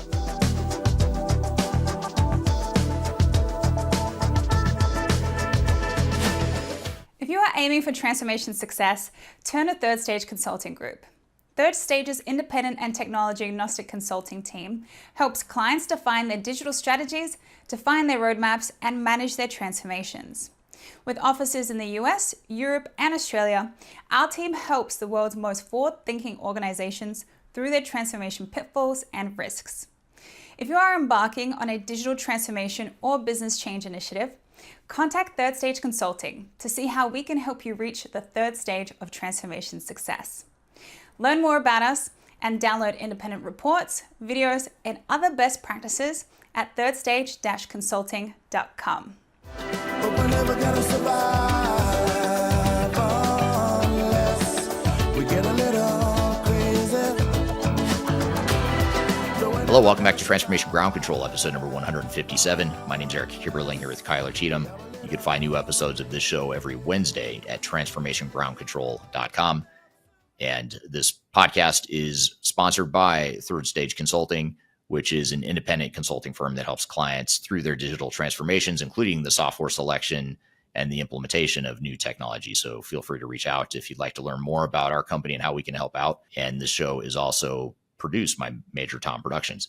So all that being said, we're here with Sam talking about the top ERP systems in the market. Let's jump back into the conversation. So we talked about best of breed and the platform, the platforms like Force.com. But what about open source? So you and I both have, yours and my companies both have Odoo, for example, which is an open source ERP system. We both have Odoo in our top 10 list. How do you see open source software fitting into the bigger picture, the bigger category of ERP systems? Yeah, so open source is a very interesting argument, to be completely honest, okay? And open source is great. Typically, the majority of the implementations that we have seen from the Odoo perspective, in general, they are driven by very, very, very technical people in general. If you look at open source, okay, what is the business benefit? It's going to be very hard to argue. Okay, sure. You are going to argue that you are probably saving in licensing. Okay, the source is going to be available. Okay, right. But let's go back to the foundation of what an ERP is. ERP is supposed to be a product. The only reason why you are buying a product so that you don't have to customize. Okay, the whole premise of open source software is, hey, I'll give you code. You can customize as much as you want. Okay, the only reason why you are buying ERP is because you don't want to customize. Okay, so the open source causes far more trouble in general, and then you are using bunch of university grads, I guess. I mean, they are committing the code in the open source ecosystem, which is great, Eric. When I'm using my music application, okay, please create because that is free. I like it. Okay, but please do not swipe my credit card on that application. Okay. Right. But I'm not gonna appreciate that. So Right. so that's where the real difference is. So when you say open source, you are revealing substantial IP, and that is available for anybody, and anybody who has even little coding background, they know how to reverse engineer these things. It's very easy. Okay, so this is far more financial risk in our opinion. Now when you look at Odoo, and Odoo, again, the whole team is very technical. Even the CEO is very technical, which is wonderful, great. Okay, but at the same time, when you operate the ERP space from the technical mindset, then you don't necessarily understand the business perspective, I guess. So here, one of the challenges are going to be that they are always going to argue that, these are very disconnected apps and you can do whatever you want. But when you start talking to them, okay, tell me your ERP capabilities. So this is what we hear. Okay, we have website, we have marketing automation, we have a lot of things. They have nothing to do with ERP. Okay, so from the ERP perspective, now if you compare Zoho and Odoo right now, if you look at their data model, they are very, very, very similar. Okay, you have some integration, but as such, the data model is not integrated. They don't have the tight financial integrity that is supposed to be with ERP, and that's why Odoo is a great product, for startups. So let's say if you're going to be maybe under $10 million, that's great. But then if you are going to grow from there, as of today, at least, based on what we have seen, it does not have those mature ERP capabilities. And Eric, I don't know whether you have seen our maturity curve, the ERP maturity curve that we publish. Yep. So there are like 10 stages. So if you are going to be on that maturity curve, Odoo is going to be probably fit for you. Maybe when you are going to be on step 0, step 1, maybe step 2. So Odoo is a great product when you are trying to find a replacement for QuickBooks, but is it a real ERP as of today? It's hard. It's hard. Yeah, if you're a large, complex, diverse organization, it's a lot harder to use an Odoo or an open source system like that. But if you're a smaller, mid-sized organization, it could be a viable alternative to the traditional ERP systems, for sure. I'd be curious to hear from the audience too. What Sam and I are talking about are each of our company's top 10 lists and some of the trends we're seeing, but I'm curious to hear from the audience if there's certain ERP systems you think are particularly strongly positioned in the marketplace, or if you think there's other systems that maybe that are going to struggle in the marketplace too. I'd love to hear from the audience here too. What do you think about, you talked a lot about AI, and we've talked about open source, best of breed. We've talked about a lot of these different types of technologies that are affecting and impacting ERP systems in the market. What about cloud? We've sort of, with all these new evolutions of different emerging technologies, we've forgotten about the whole cloud migration in some ways as an industry. But how do you think that some of these legacy vendors like SAP and Oracle and Infor, Epicor, a lot of these software vendors are making that migration from their on-premise legacy systems to their cloud solutions? How is that affecting the ERP software space in general? And more importantly, how is it affecting your customers that are moving to the cloud? Yeah, so it's very interesting. Obviously, if you look at long term, I don't know how much on-prem is going to be there, to be completely honest. Okay, because the reality is that companies were not making any money in the on-prem world, and they are trying their best to push for cloud. Now, from the customer's perspective, I don't know which is the better approach, to be completely honest. There's always going to be a debate. You lose a lot of control with cloud. There's no question there. The way the cloud systems are designed, obviously every vendor, every system is taking very different approach. The kind of controls that you had in the on-prem world, you just don't have that. And I don't know how much people have analyzed how much financial risk you might be bearing at this point of time, just because of the change in the model, change in the responsibility, change in the ownership. Okay, so we are sort of early in the game, Eric, I guess. In cloud, we are probably going to find some newer trends later on, because very early overall from the cloud adoption perspective.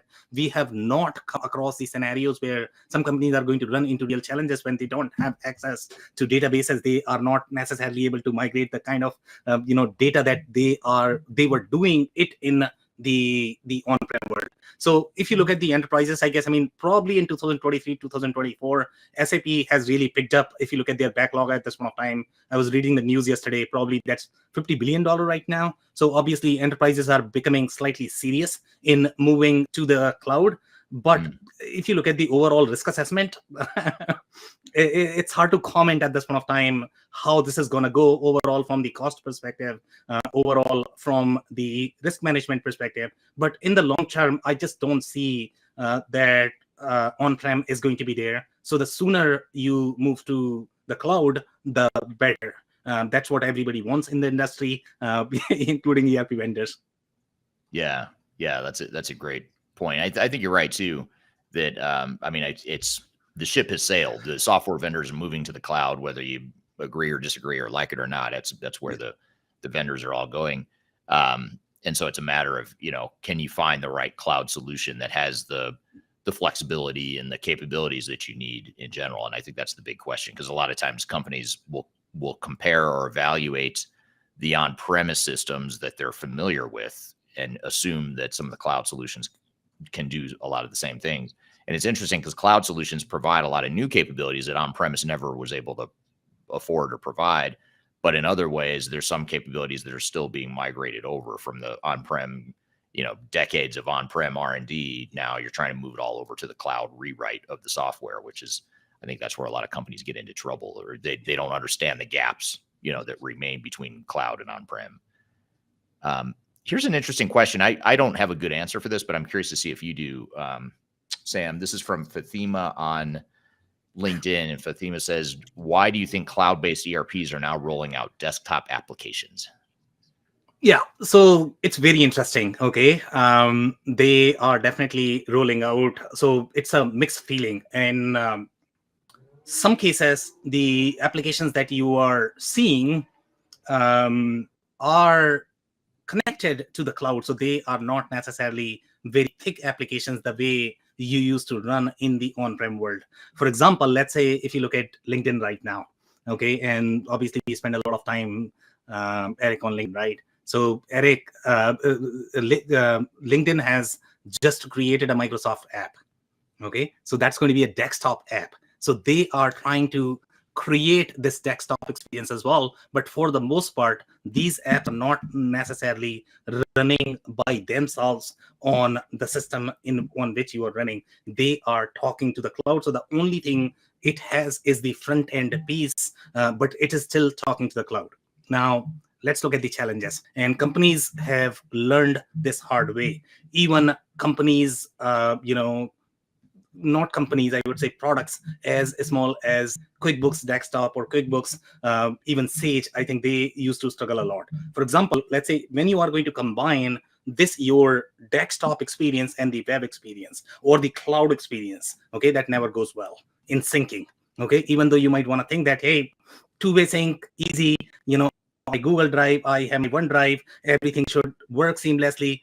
It doesn't work that way, okay? The only reason why, for example, let's say we compare Google products with Microsoft products, okay? Google products always were better. The reason why they were better is because they were designed for just the web interfaces, just the cloud interfaces. They never had to worry about the desktop interface. Microsoft had different problem. In the case of Microsoft, 90% of their users even today, they had the desktop application. So now you are trying to sync two different technologies, one desktop, one cloud. That is much harder than simply either creating for cloud or creating it for desktop. So that is the challenge that a lot of the ERP vendors are running. So when you are going to be mixing this, you are always going to have data reconciliation issues, data synchronization issues, data corruption issues. And, in some cases, for example, let's say if you have QuickBooks like database, you can do whatever you want because the database is going to allow, okay? But if you are going to do the same thing inside ERP, the business rules are so tight that I don't can even you can't even delete the data. You have to just wipe it out and recreate, and that's probably going to take 2 years to populate the data that you had inside ERP. That's how tight the data model is. So if you're doing this in systems such as your HubSpot or QuickBooks, or any of these smaller systems, they don't necessarily have any of the rules enforced from the database perspective. So for them, creating this experience is okay. So again, everything is driven by data model, how tight the data model is going to be. In some cases, that might be okay, but the only reason why they are launching these desktop apps is because obviously the desktop experience, when you look at the Windows experience, when you have to combine these Windows alerts, any of the Windows notifications, they are slightly easier on the desktop interface. The web is never going to have the same experience. So companies struggle with that. These are all design challenges from the software creation perspective, software distribution perspective, I guess, as well as adoption. Yeah, absolutely. Yeah, makes total sense. We're here with Sam Gupta talking about analyzing the top ERP systems in the market. We've got a lot more to cover. We're going to take a quick break. We'll be back with more Transformation Ground Control. Let me tell ya, and it's a world that man can eat at all. When things are big, that should be small. If you are aiming for transformation success, turn to Third Stage Consulting Group. Third Stage's independent and technology agnostic consulting team helps clients define their digital strategies, define their roadmaps, and manage their transformations. With offices in the US, Europe, and Australia, our team helps the world's most forward-thinking organizations through their transformation pitfalls and risks. If you are embarking on a digital transformation or business change initiative, contact Third Stage Consulting to see how we can help you reach the third stage of transformation success. Learn more about us and download independent reports, videos, and other best practices at thirdstageconsulting.com.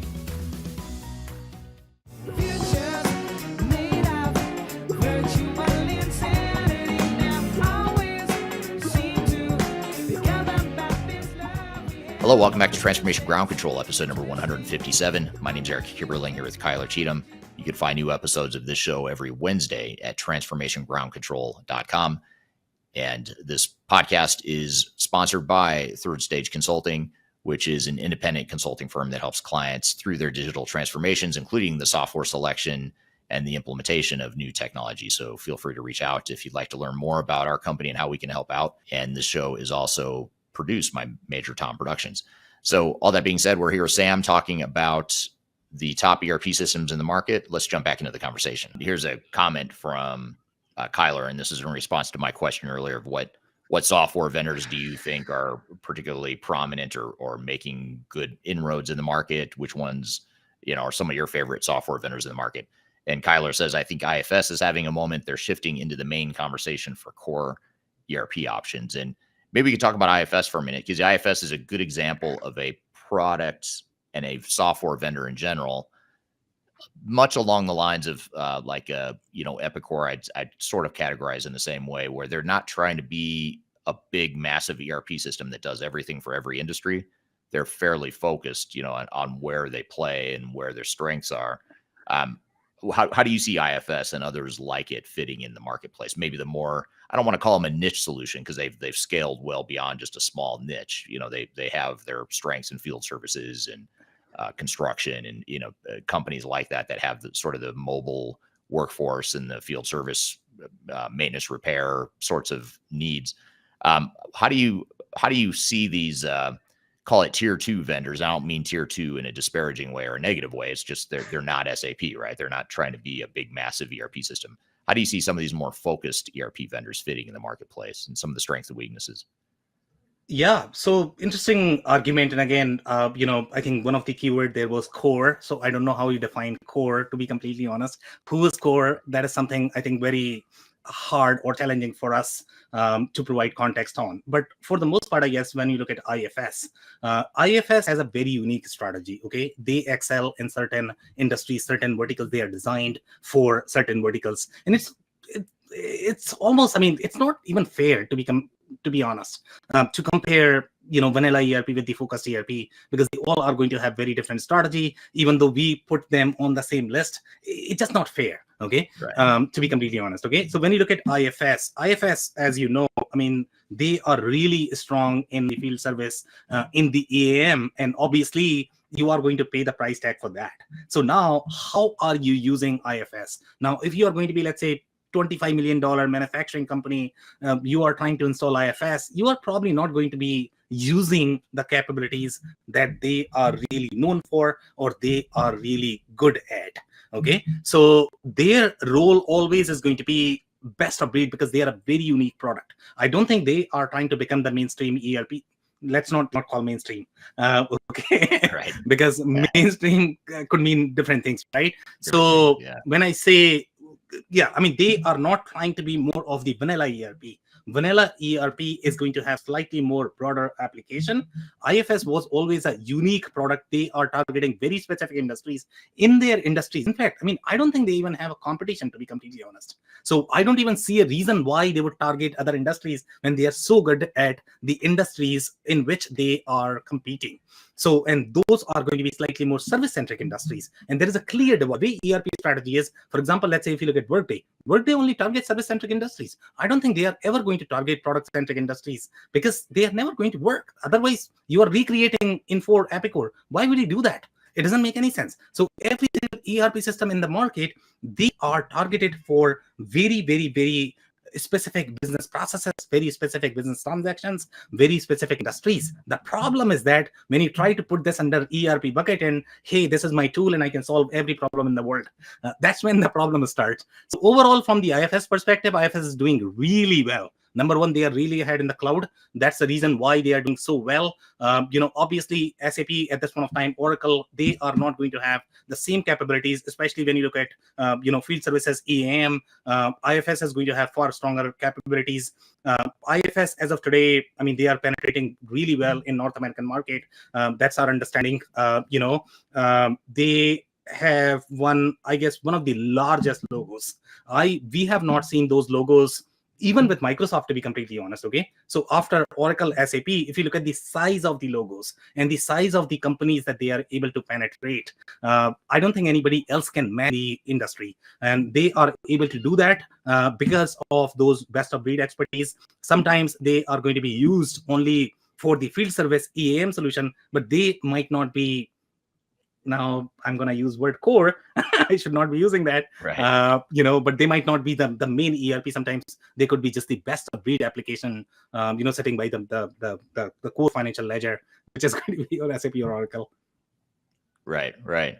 Now, what about one other thing I want to refer to in your top 10 list is NetSuite. NetSuite was number one on your list. It was fairly high on our list. It wasn't as high in our ranking. Yeah. But why was NetSuite number one, and where do you see NetSuite being a good fit for some organizations? So one of the factors that we generally utilize for our ranking is, what are our customers asking, okay, when they come to us.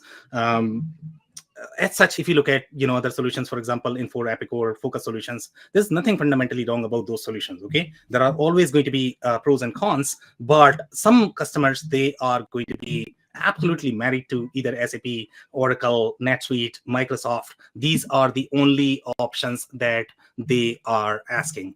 If you look at any of the holding companies, private equity companies, okay, companies that look for slightly more diversified solution, NetSuite is probably the number one solution that is being asked, to be completely honest. Number two is probably going to be Microsoft. So for us, if you look at the wider application of any solutions, okay, it's very hard for these focus solution to target all of those industries because that's not their target market. Their strategy is very different. So why is NetSuite number one? Number one reason is obviously their technology is superior. They are far ahead in cloud. They are far more global solution compared to the solution. The only other global solution that are going to be there is probably your Microsoft. Obviously they are very globalized as well. Now people are going to argue that we have localization and globalization in every country, but that is going to be partner owned. So we have a little issue when you are going to say partner owned, because that particular component may have just one installation.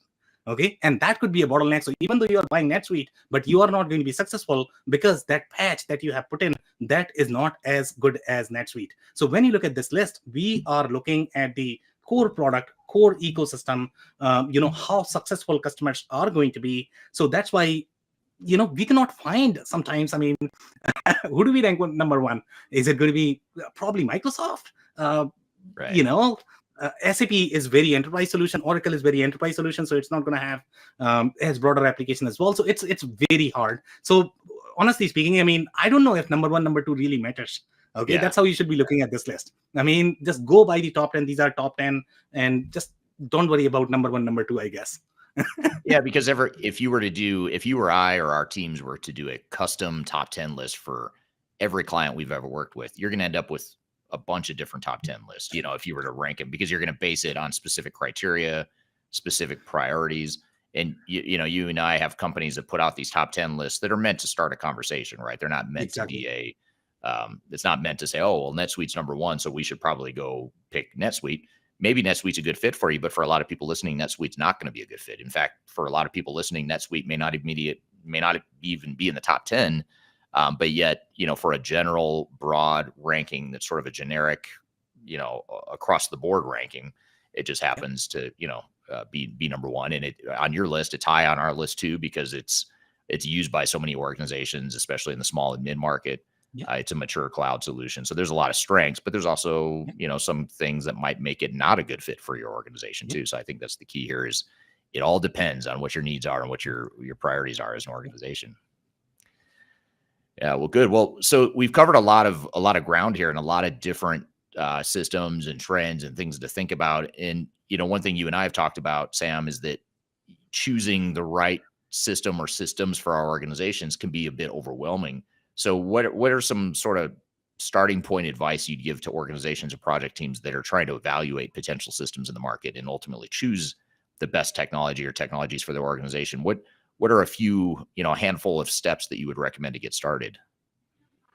Yeah, I mean, you need to define your business processes and, you need to streamline, you need to align with the enterprise software dictionary. The closer you are going to be, the fewer customizations that you are going to be needing, the easier your selection process is going to be.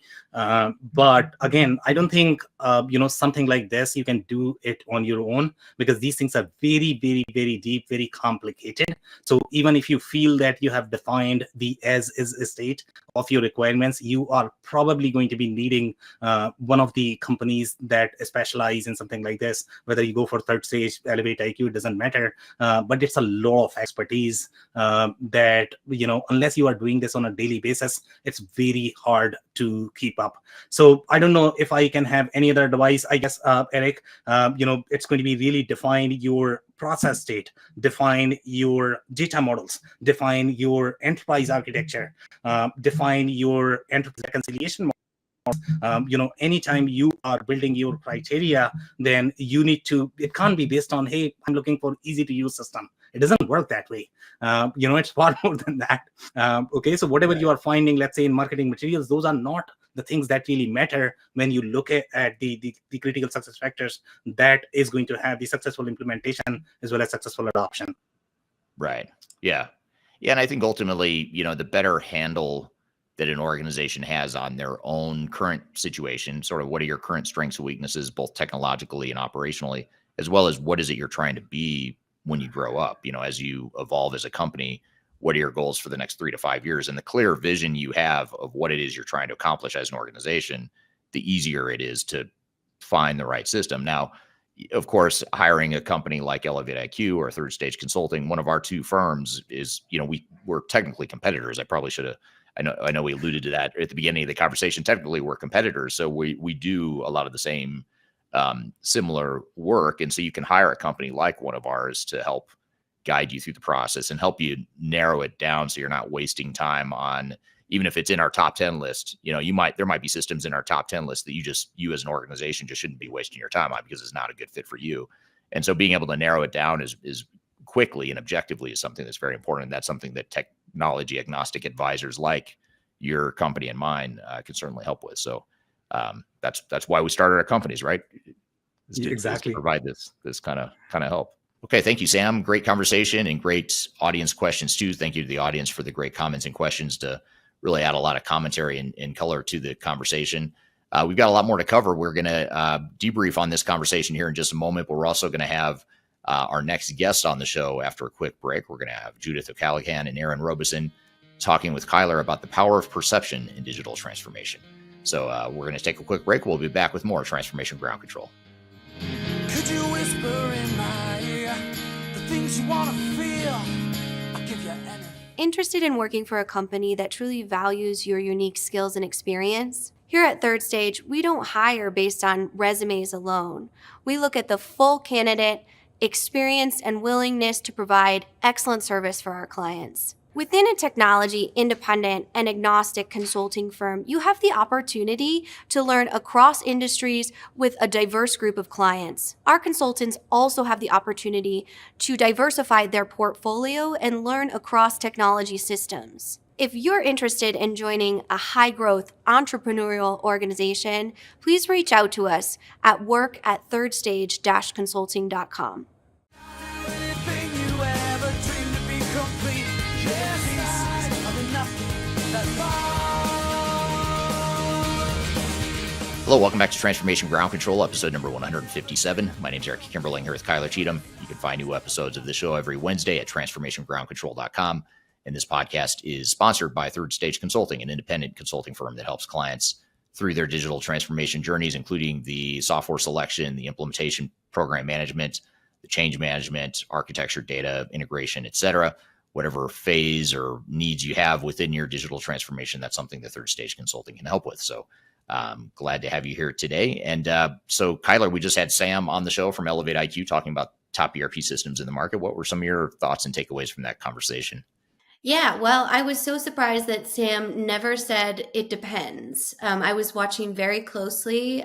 He said it in theory, but he never actually said the words. I did. And I know that kind of is the thesis of that conversation. I think you guys need to do like a review series where you do system by system. So if you want to see that, definitely pop the system that you'd love to see them talk about, and I can ask them about it as well in the comments here. But it was a great conversation and definitely a look behind the scenes of those top 10 lists and really the purpose of those top 10 lists in really being a guidebook, not your perfect top 10 list for your business, but just an option to know from a general standpoint what those reviews look like. So I think that was a great overall conversation to kind of get a baseline. And one follow-up I'll pop up here is our software selection playbook. It's very helpful to not only see our top 10 lists, but also kind of how do you go through all of these complexities to know what the vendors are telling you, to wade through that professional skepticism and to understand what your real requirements are as a business to ensure you're selecting that technology. So you can scan the QR code or it's in the description if you're getting this on our audio platform.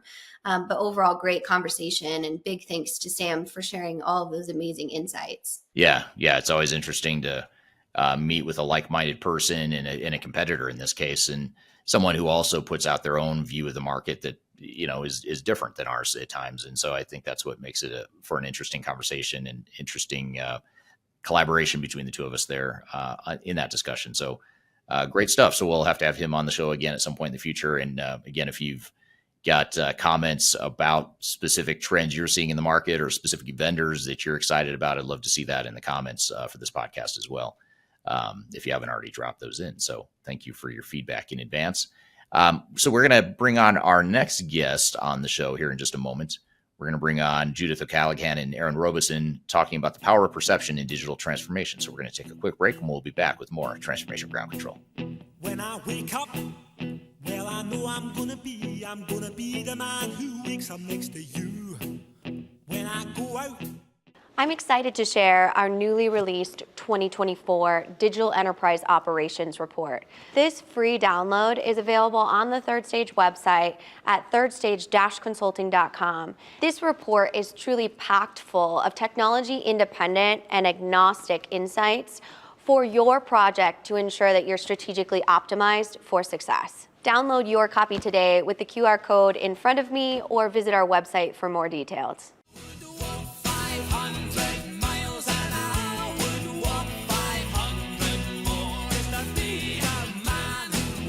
Hello, welcome back to Transformation Ground Control, episode number 157. My name is Eric Kimberling here with Kyler Cheatham. You can find new episodes of this show every Wednesday at transformationgroundcontrol.com. And this show is sponsored by Third Stage Consulting, an independent consulting firm that helps clients through their digital transformation journeys. And I'm excited for the conversation you're going to have here in just a moment, Kyler, with Judith O'Callaghan and Erin Robison talking about the power of perception in digital transformation. And this is a conversation you had previously with them. So we're going to replay the clip here of the conversation. So maybe just tee it up for us and tell us a little bit about sort of the premise behind the conversation and what it is that you wanted to cover when you had this conversation with them. Absolutely. So Judith and Erin are really dynamic guests because one is a specialist in corporate communication and the other is a specialist in ERP implementation. So we have a little bit of technical and we have a little bit of soft skills to understand the overall structure of communicating as a project manager or as an executive leader around any sort of changes in processes or technology for your organization. So it kind of gives you a full snapshot of what you can do as far as understanding the ability to create influence and communicate around technology while understanding the needs of your technical team and understanding what that looks like. I mean, we have some great questions from the audience too, and highly encourage other audience questions during this conversation because there's a lot about culture and then there's a lot about implementation as well. So you get kind of a little bit of everything in this conversation. Great. Well, I'm looking forward to it. So let's roll the clip of Kyler chatting with Judith and Erin talking about the power of perception in digital transformation. We talked a lot about who were the right assets for this. So we brought on Judith, who's, an industry thought leader around digital transformation and also has a great technical background in implementing a variety of different systems. And then we have Erin from True Potential Group, who is a corporate culture and communication expert. So she will keep us honest about understanding how us technical and innovative resources respond to a digital transformation. So with that, Judith, I'll pass it to you to introduce yourself.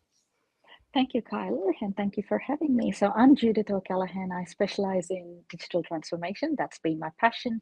I've been implementing different systems for over 20 years, and I learn ancient wisdom. So I believe that there is wisdom in us and around us. Embracing the wisdom gives us the best possible outcome in what we choose to do. Absolutely. And if you don't follow Judith on LinkedIn, highly recommend that for both of our guests. But she always has a little pearl of positivity, I call it, for the day with her great quotes and what she brings into the industry. So how about Erin? We'll pass it to you. Well, thank you so much. And you probably have seen my Chief Happiness Officer, the Golden Retrievers, also joining. He has a lot that he wants to share today on the perceptions of digital transformation. So that's George. So thank you so much for having me. And my specialty is communication and people and how we are able to communicate effectively to influence and impact and drive change and get better results and enjoy what we do every day. So that's my driver is communication so we can be more fulfilled and productive in work and at home. Excellent. So thank you. Well, so excited to get in today's conversation. It, really spans from the conception to completion of what it means to have a new technology or any strategic change within your business or organization. So I'm going to start with you, Judith, to really talk about why is perception of a digital transformation within a business so important in strategic decision making? So this is a very interesting question, right, Kyla? And in 2024, a lot of organizations will be embarking on digital transformation. That's what our experts are predicting. So one thing our industry or the world has been very lucky so far, it's been peaceful for the last 19 years. The number of changes that we have undertaken as a community, or especially as a digital community, though it's huge, it has been very measured, controlled, and managed. And we are coming to a point in time in the history where there is a lot of change happening around us, in us, and including the way we think and work. For example, COVID has been a very good disruptor in different ways, and it has changed the way we actually viewed technology and the way we viewed work and a lot of things as well. So with 2024 and beyond, there is a lot of ERPs that may come to an end of life, or systems that we are using for over 20 years that may require change. And also the businesses are evolving, so they might embark on a completely different journey that is right for the business. So change for us is inevitable. And it's all about how we embrace the change and capture it. And also the flip side of change, as Erin and Kyler yourself would know really well, is that it's a very nervous thing for any organization or individuals to embark. Even as individuals, any change, not every change is viewed in a very positive way. We might all have our nervousness about some type of change, though it's positive for us. So propelling that to an organization. So if we want to set the organization up for success, it is about the perception and setting the understanding of what we are embarking right. So that's why I think this is such an important topic at this point in time. Yeah. Absolutely. And you hit on a few things that I really want to dig into there. And we'll kind of come back to the future state of what that looks like for ERPs or a lot of systems that are going through end of life, even AI.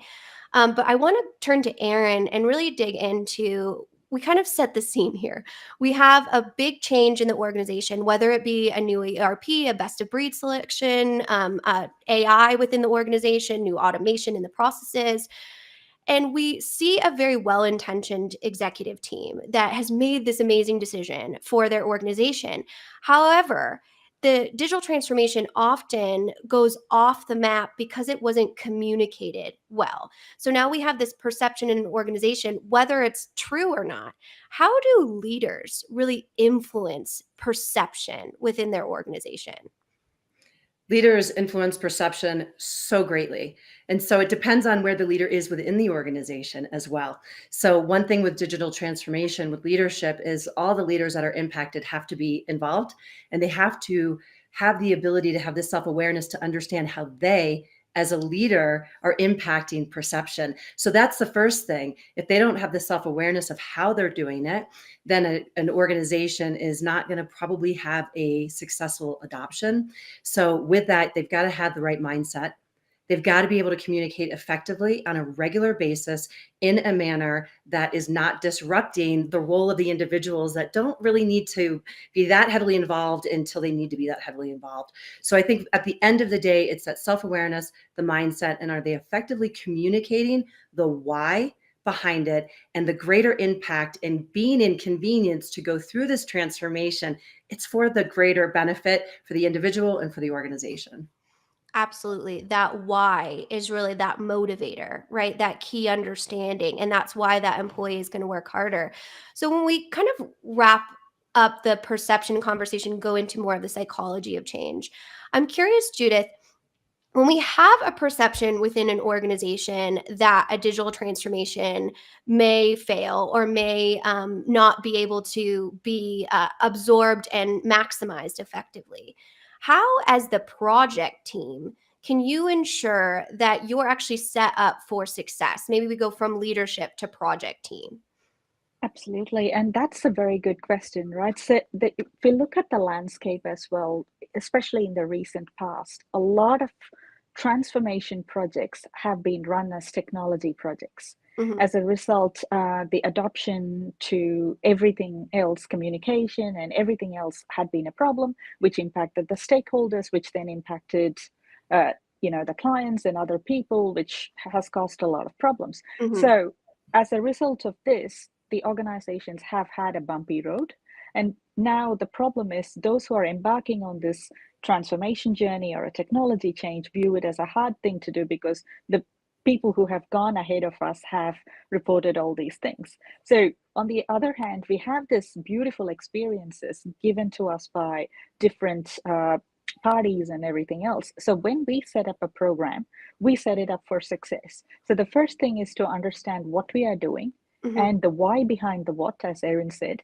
And this is something that is forgotten and not very well understood many times. And I was talking to a colleague sometime yesterday, and we talked about this understanding the why. And that unravels so many things. It also talks about the purpose of why we are doing it and who we are doing it for.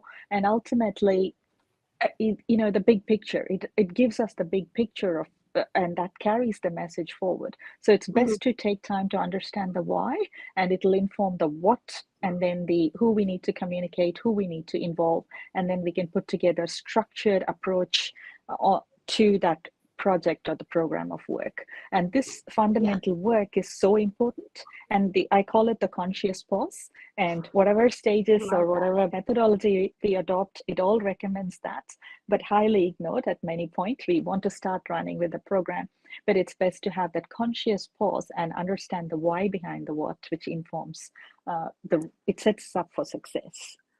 Absolutely. And that fundamental planning stage is where you're able to set KPIs, right? Whether you're able to see, like, what do we actually want? We've got the why, we've got the what do we want to gain out of this project? We're here with Kyler chatting with Erin and Judith, talking about the power of perception in digital transformation. We've got a lot more to cover, but first we're going to take a quick break. We'll be back with more Transformation Ground Control.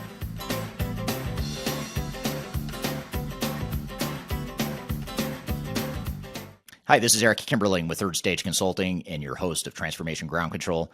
I want to encourage you to read our Guide to Organizational Change Management. It's a free report or free guide that we published. It's one that I actually wrote that talks about best practices and lessons learned as it relates to change management.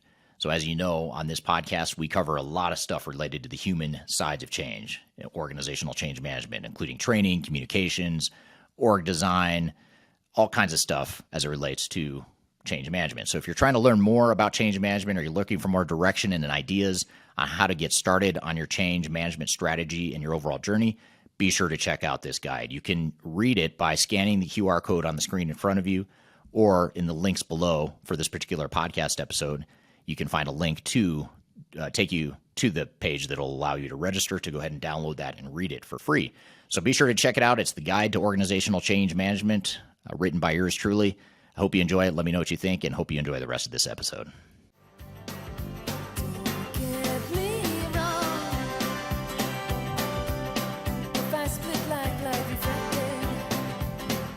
Hello, welcome back to Transformation Ground Control, episode number 157. My name is Eric Kimberling, here with Kyler Cheatham, and you can find new episodes of this show every Wednesday at transformationgroundcontrol.com.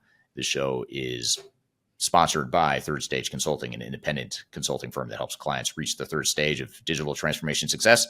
And Kyler is here with Judith and Erin chatting about the power of perception in digital transformation. Let's jump back into the conversation. I have to pop this one up from Dan real quick that talks about how Judith, like, that's why I love your podcast, Judith, because your voice, which Erin is a voice like expert. So you drop my blood pressure every time. So thank you for bringing that piece. Dan, thank you so much. That's powerful. Thank you. Yeah, absolutely. Thank you for blessing us with that. So I'm going to go to this question from Dan. This is for Erin.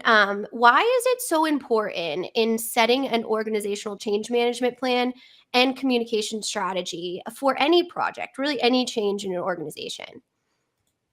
So the why is so incredibly important. Being a sales leader for over 20 years in pharma and biotech, I've been involved in so many digital transformations. And at my level, I was brought in early, but the big why is, how is it impacting the individual at the end? How is it, why are we doing this? What is the reason behind it? And we can do the bigger picture why, and we see that from the top down, but sometimes at the very top, they forget to understand, and the why is going to be different for each role and the way they're utilizing the technology. So the big picture why needs to be broken down so the individual that is using it has the driver and the motivation to change their behavior and go full on in the adoption of it. And I've seen it go very, very wrong. And I've been part of that where I'm like, I don't want to do this. I don't understand it. It's not benefiting me. It's taking time away from my customers, which is ultimately reducing my results. So until they force me to adopt it, I'm not doing it. Yeah. And so that's the why is so important, because it's the behavior change will not happen unless they have a why.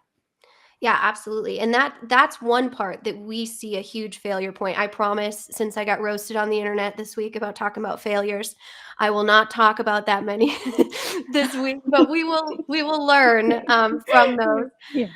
So when we look at where a project can be optimized, right, we see it in that we call it the third stage, right, the user adoptions phase.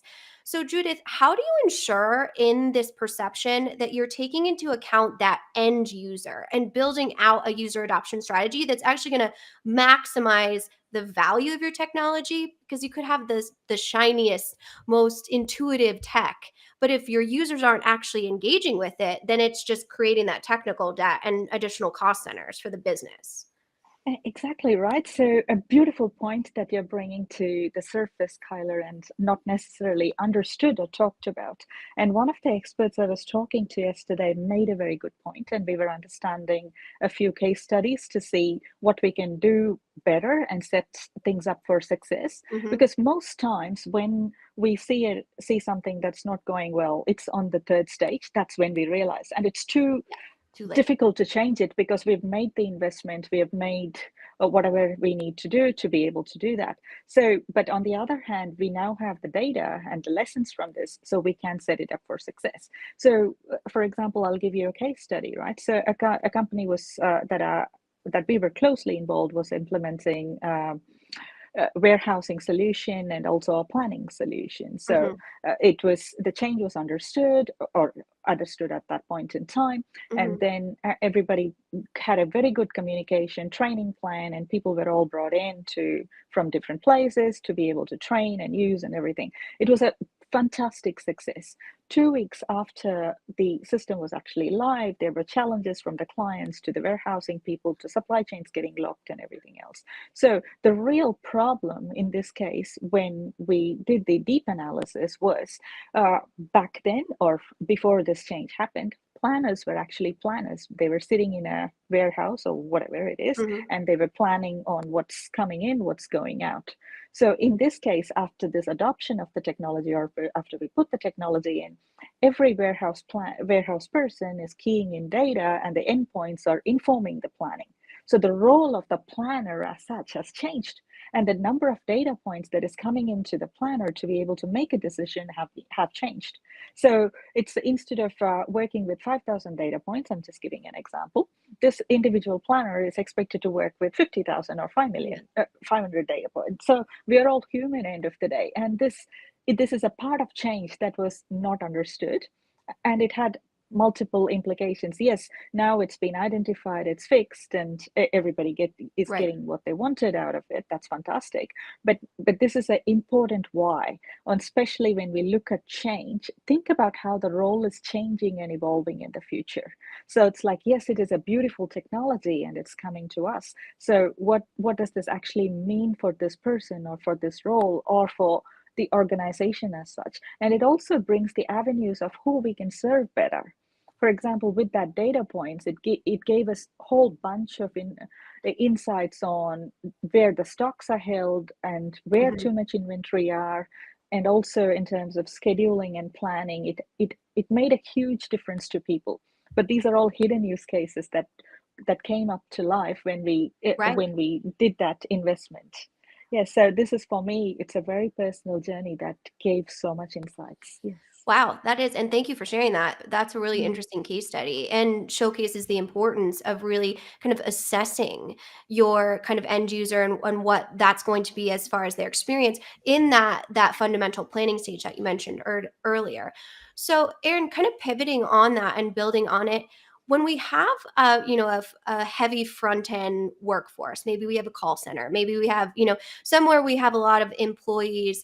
How do we understand what motivates those end users so that we as project leaders can ensure that we understand how we're going to have them adopt and understand this why behind the project? I love this question. I love this question because it goes back to your job description, the competencies and behaviors when you're hiring individuals. So it goes back to, you have the foundation of that to even understand the types of individuals that you're hiring and the skill sets and the behaviors that they already have. Then what I truly believe is we all have innate tendencies. We have them. We have capacity and we have preference. So if you can actually take data points from people, say in a call center, say there's a call center with 300 people, and they have the ability to take an assessment when they go onboarding, there are now platforms that you can use to take those data points and formulate them into practical tips. So for example, how does this individual typically react to change? So now you start to better understand that we may need to start earlier.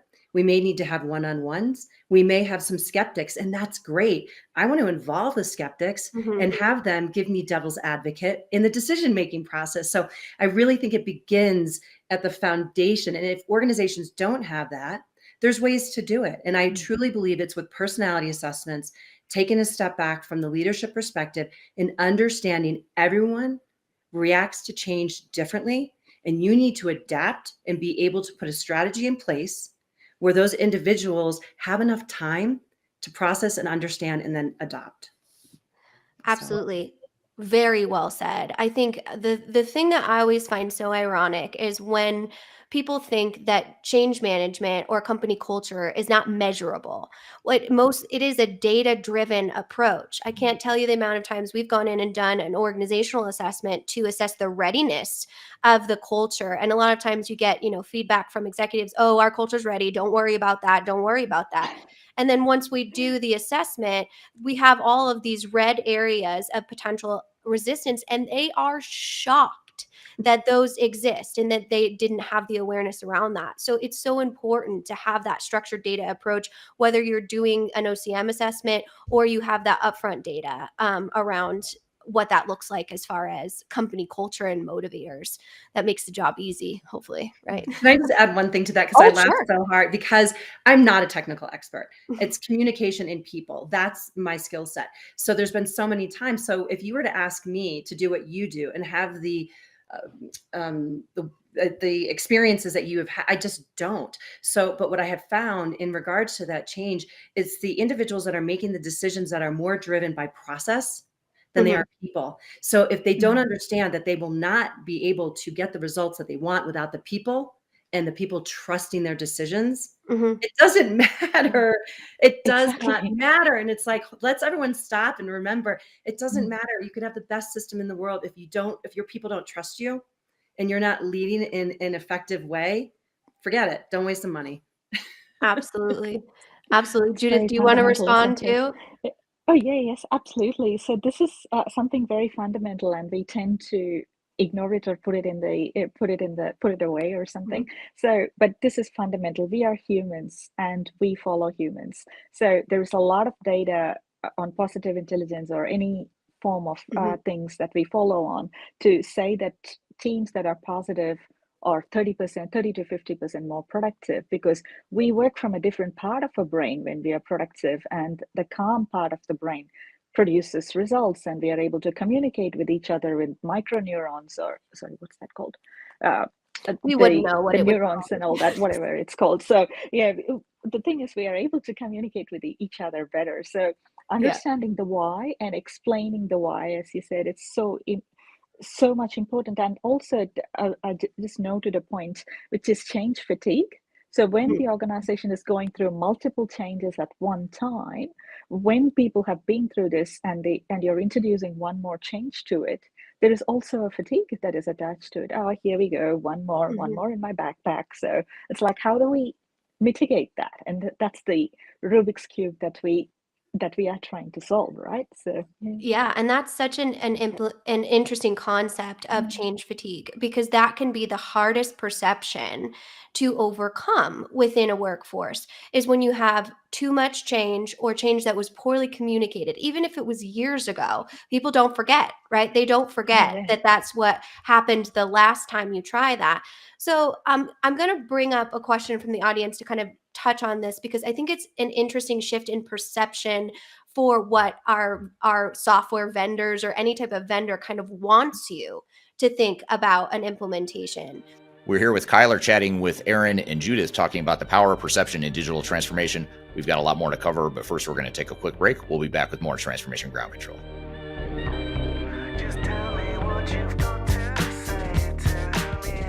I've been waiting for so long to hear. Hi, my name is Eric Kimberling. I'm your host here on Transformation Ground Control. And if you haven't already, I want to invite you to buy my new book. It's called The Final Countdown, Strategies to Reach the Third Stage of Digital Transformation. It's my first book. I'm very proud of it. I love this book, and it was my attempt to create a summary and a playbook for what it takes to be successful in defining a digital strategy and a roadmap for your organization.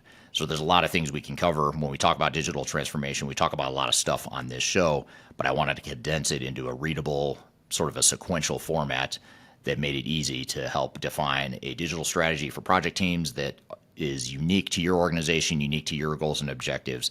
So really hope you'll read it. I hope you enjoy it. Again, it's called The Final Countdown. You can read that book by scanning the QR code right here in front of you, or you can go to thefinalcountdown.com. Again, it's been an Amazon bestseller since it came out, so I encourage you to check it out, and love to hear your views and your comments on it too. So The Final Countdown, my new book, you can go to thefinalcountdown.com or scan the QR code in front of you. Hope you enjoy, and we'll see you soon.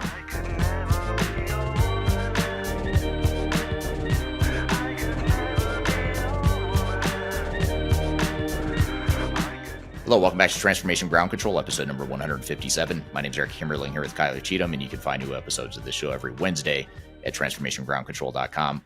This show is sponsored by Third Stage Consulting, an independent consulting firm that helps clients reach the third stage of digital transformation success. And Kyler is here with Judith and Erin chatting about the power of perception in digital transformation. Let's jump back into the conversation. He wants to know, do you always say that an ERP implementation must be done in the context of a digital transformation, or sometimes do you recommend a brownfield upgrade or lift and shift without a full transformation? So I know I want to get your guys' feedback on that, but my thoughts on this is a digital transformation is an industry buzzword, right? A digital transformation means whatever you need it to mean for your organization. It's a strategy. And that piece of it, a lot of times you'll see with systems or new policies, it's just an upgrade. It's just a little change, no worries, no need, no need to worry about it. And so I think when we do an upgrade or a lift and shift, that's a really easy way of saying we don't need things like change management. We don't need things like assessing our communication plan. That's just my thoughts on that. But I'll turn to you guys. Do you want to address, Judith, since you are the most technical, probably? Okay, thank you, Kyler. And Dan, that's a beautiful question, right? So, and especially with brownfield. So, Erin, brownfield is when people try and migrate the same thing from one technology to another technology because it's faster or easier, or it gives different business benefits. So, brownfield is one of the highly misunderstood from a change perspective. Most organizations that I've worked with believe that it's easy. Yes, it is, of course, easy because you're going from, from a change perspective, it's one of the simplest thing to impact. There is not a lot of change to it. But on the other hand, there is also an element of change to it, because I'll give you an example that I was discussing with another colleague, which is we did a brownfield for one of the companies and the performance is much, much better. Mm-hmm. Everyone was celebrating great. What it also meant was the data or the problems were coming much faster than it was earlier, and people were experiencing a lot of P1s and all the challenge that came with it as well. This is because the system's processing faster, and a lot of problems get identified faster. So what it means is we need a bigger technology team to be able to handle those problems and address and get to those people who are having those problems. So this is a part of change which may not have been understood properly till we had that data or had that industry experience. So this is the subtleties of any transformation, right? So it could be the simplest thing, or you're just switching two systems and it's going to be faster and easier and better, fine. But there is also an element of change that goes with it. Mm-hmm. It's a good change, and we embrace it and we do it in a very positive way. And it's all about being prepared. So when we're going on a hike, I love hiking, by the way. So it's all about understanding what is your track. And so you know what to pack, and you have enough snacks for the way or whatever it is. So it's just about taking that pause and understanding what you need in our backpack. 100%. And so what do you think, Erin, about kind of those micro changes where you may have an outside vendor, you may have a business leader that's trying to say, this is not an impactful change. We don't actually really need to go into communication strategic planning. What's your reaction to that? I want to know who's making the decision on the change. And are they the individuals that are the right people in the seat to make the decision that there needs to be a change? And are they bringing the people in that are actually using the platform? And is the change needed? So for me, there should be a high level of communication on a regular basis. So all parties that can make the decision on change are part of it. That's the first thing. And the second thing is any type of change, people are going to react differently. So to me, even if it's just a few, from my experience, a lot of CRMs in my lifetime, and no big deal. We're just going to change the way that you input your clients. We're just going to change the information that you need to input so we can collect the data points. That's a really big deal to an individual that goes out in the field to sell. They come back and it's just muscle memory. So for them, it's a major change. But from someone higher up that's not doing that day to day, it might just be a lift and switch and really easy. So any change is change, and it needs to be effectively communicated. And I'm going to keep going back. If you don't have a company culture of trust, it doesn't matter if it's one field that's changing or it's a whole entire system that's changing. It's probably not going to go all that well. So why don't you take a step back, address the people issues and the culture issues before you invest in doing a major overhaul. So I know that was long-winded, but I hope that helps. Oh yeah, that's well said. Yeah. And I think it brings us kind of into this other segment that I definitely want to ask you about when we talk about kind of trending technologies or even trending business right now as we're in early 2024 when we're recording this.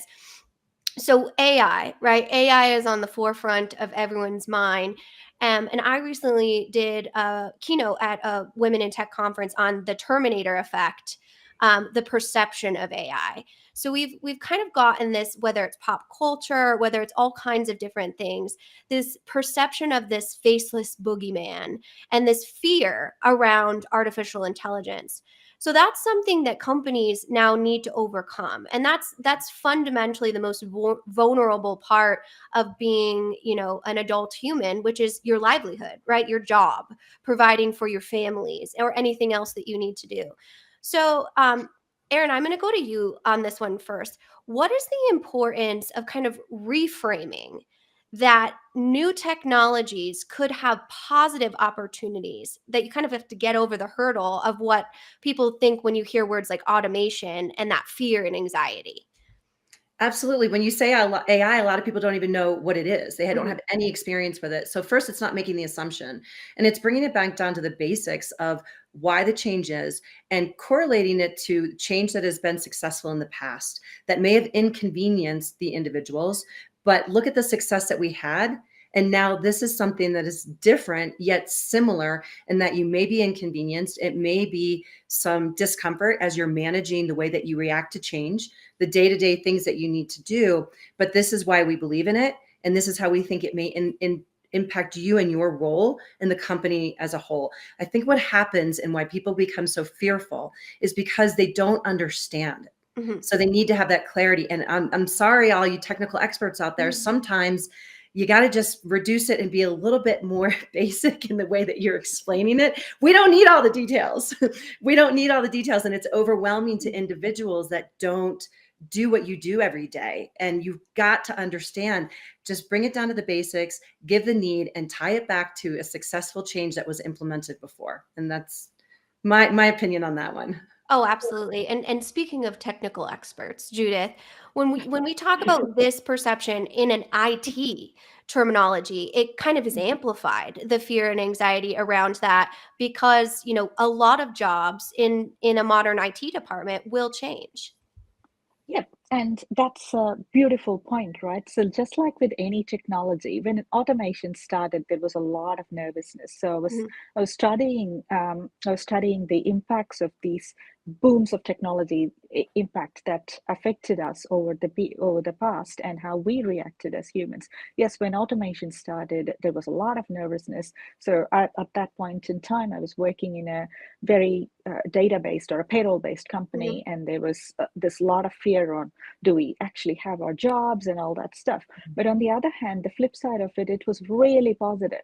People were able to take advantage of the automation. They were able to serve more clients. The errors got picked up a lot quicker, and all that good stuff that came up with it. So in my opinion, and this is purely mine, and we have to see how AI evolves. Yes, there is challenges to it, to see how AI evolves, because it's at a very, very initial stage, and it's a baby, and we need to guide it on how we need to grow that baby, and we can make it work the way we want it to work. And the flip side of AI, the way I see it, is it gives us a lot of analysis, or the capability to do a lot of analysis and insights that we previously didn't have before. And what does this mean for us? And what does this mean for our world? So those are the things that need to be explored. And we as humans have an opportunity to guide that technology to give us the outcome that we need.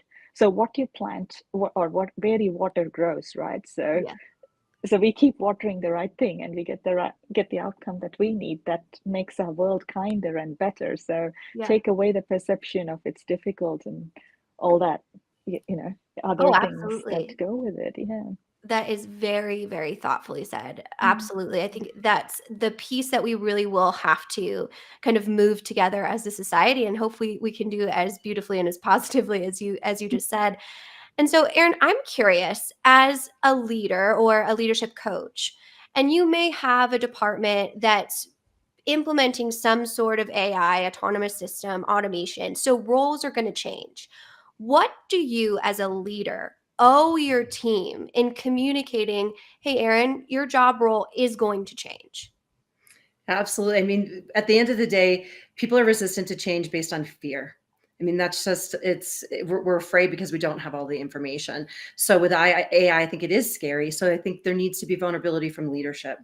And it needs to be that we're, like you said, we're doing this together. And there are some gaps that we don't know yet. And here's what, right now, here are the expectations of the changes in your role.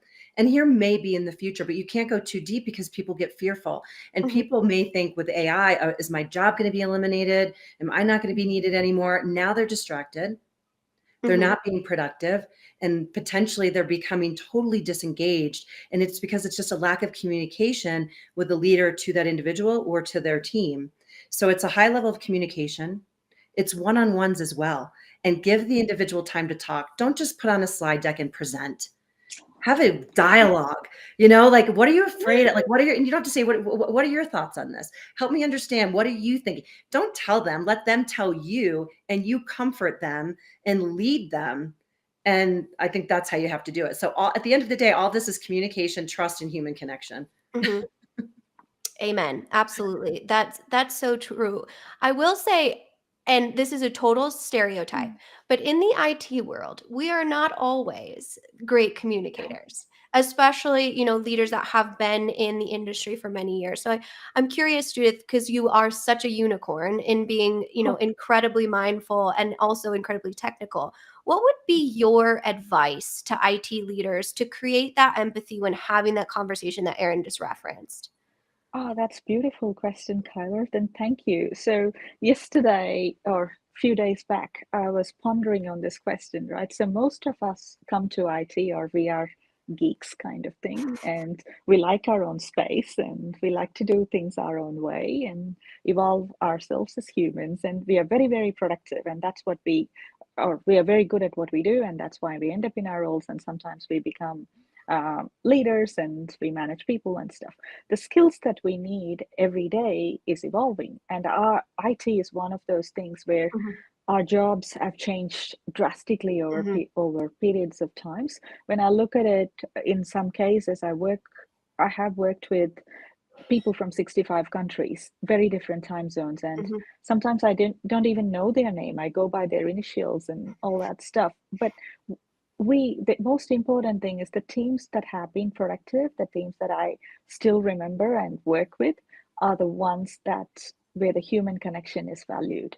And I've been blessed with leaders who have taught me that at my early career, and I got the best out of them.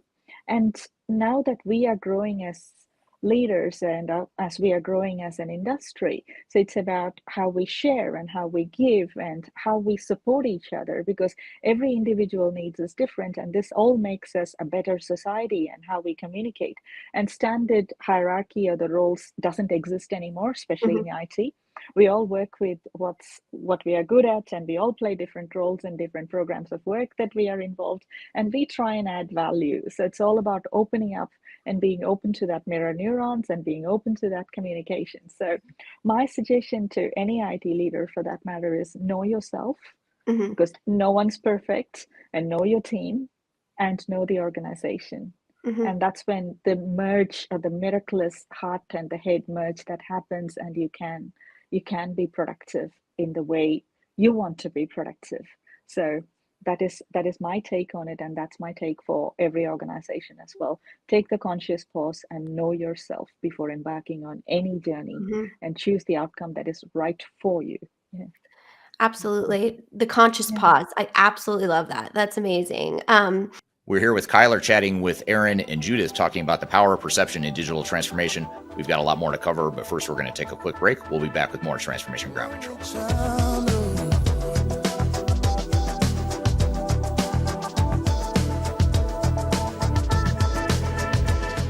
My name is Eric Kimberling, and I'm the CEO and founder of Third Stage Consulting.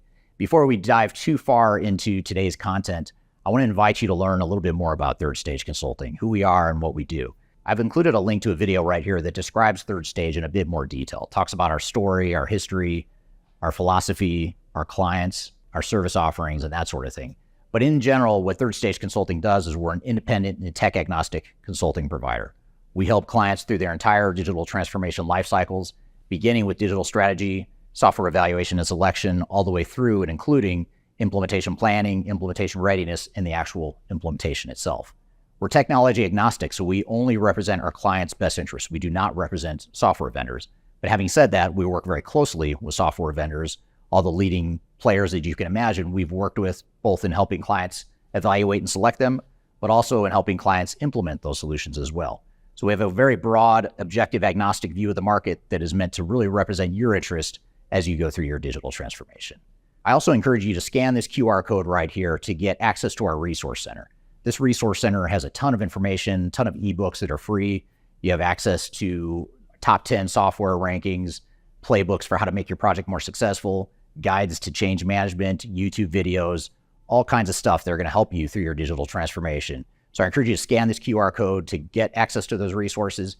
And please feel free to reach out to me directly to brainstorm ideas about your project. Even if it's just informally, you want to bounce around some ideas and get some informal advice, I'd be happy to spend some time with you. So feel free to reach out to me. I've included my contact information below. You can also find it in the description field of this video as well.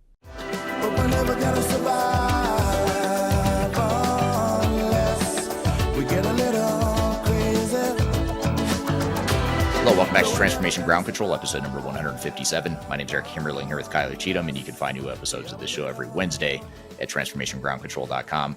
This show is sponsored by Third Stage Consulting, an independent consulting firm that helps clients reach the third stage of digital transformation success. And Kyler is here with Judith and Erin chatting about the power of perception in digital transformation. Let's jump back into the conversation. And quickly to turn to the audience, if you could drop in the comments, what is the number one characteristic that a leader needs to have in a digital transformation? So just pop it in the comments and we'll kind of take a little poll here. Is it empathy? Is it accountability? I would love to hear from our audience what you really think it is. Maybe we can share some of those. But moving on to what can we do to create and shape this digital narrative going into 2024? Great time for intention setting, right? To actually influence effective digital transformation projects. And I think, in my opinion, that starts with corporate culture. And I want to turn to you, Erin, and say, how do you assess the culture? And on that question, is it possible to change a culture that's experiencing some toxicity? I love this question. It's complicated. I'm an optimist. My personality type is an ENFP. So I think, yes, you can change anything if you have the right people in the right seats. So it really, at the end of the day, company culture comes from each individual. So if you have a company culture where you're hired like, this is our culture, it's like, is it? I haven't even bought into that. I haven't even contributed. So I think it's really understanding, is the company culture and the way that it is being shared, is it bought in by all parties, and how are you holding people accountable to it and letting people know that culture, they can make a change every single day on an individual level. So it's complicated in the sense, if you have an organization that believes that their company culture is great. You mentioned this earlier, Kyler, or excuse me, I'm Judith, that disconnect when it's like, yeah, they're ready for the adoption. They're ready for the adoption. I can tell you right now that company culture probably is a little bit frayed, because the top to the bottom views it very differently. So what I found to be really successful at a large enterprise is they had monthly culture roundtables, and they did cross-functional roles. They were very small.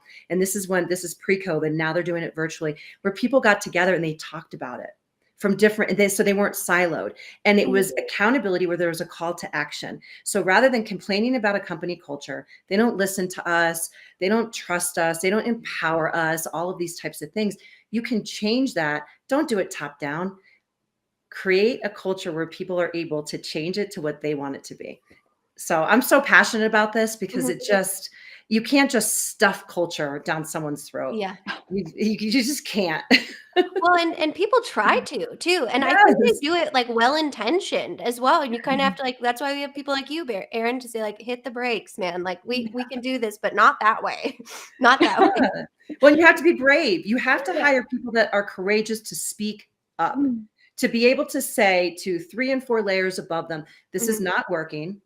It's impacting the results. I'm bringing this to you because we have put out to our shareholder, whatever it might be, we've got to meet this goal, and we're on the ground and we're not going to be able to meet it. And I wanted to share that with you because you have the power to change. So the intention is because I am passionate, engaged, and I want it to be better. Don't take this as a criticism that I'm complaining. I'm coming with a solution. But if you don't have a company culture where the people that are really impacting the results can speak up, then you're going to have that disconnect. Absolutely. That's 100%.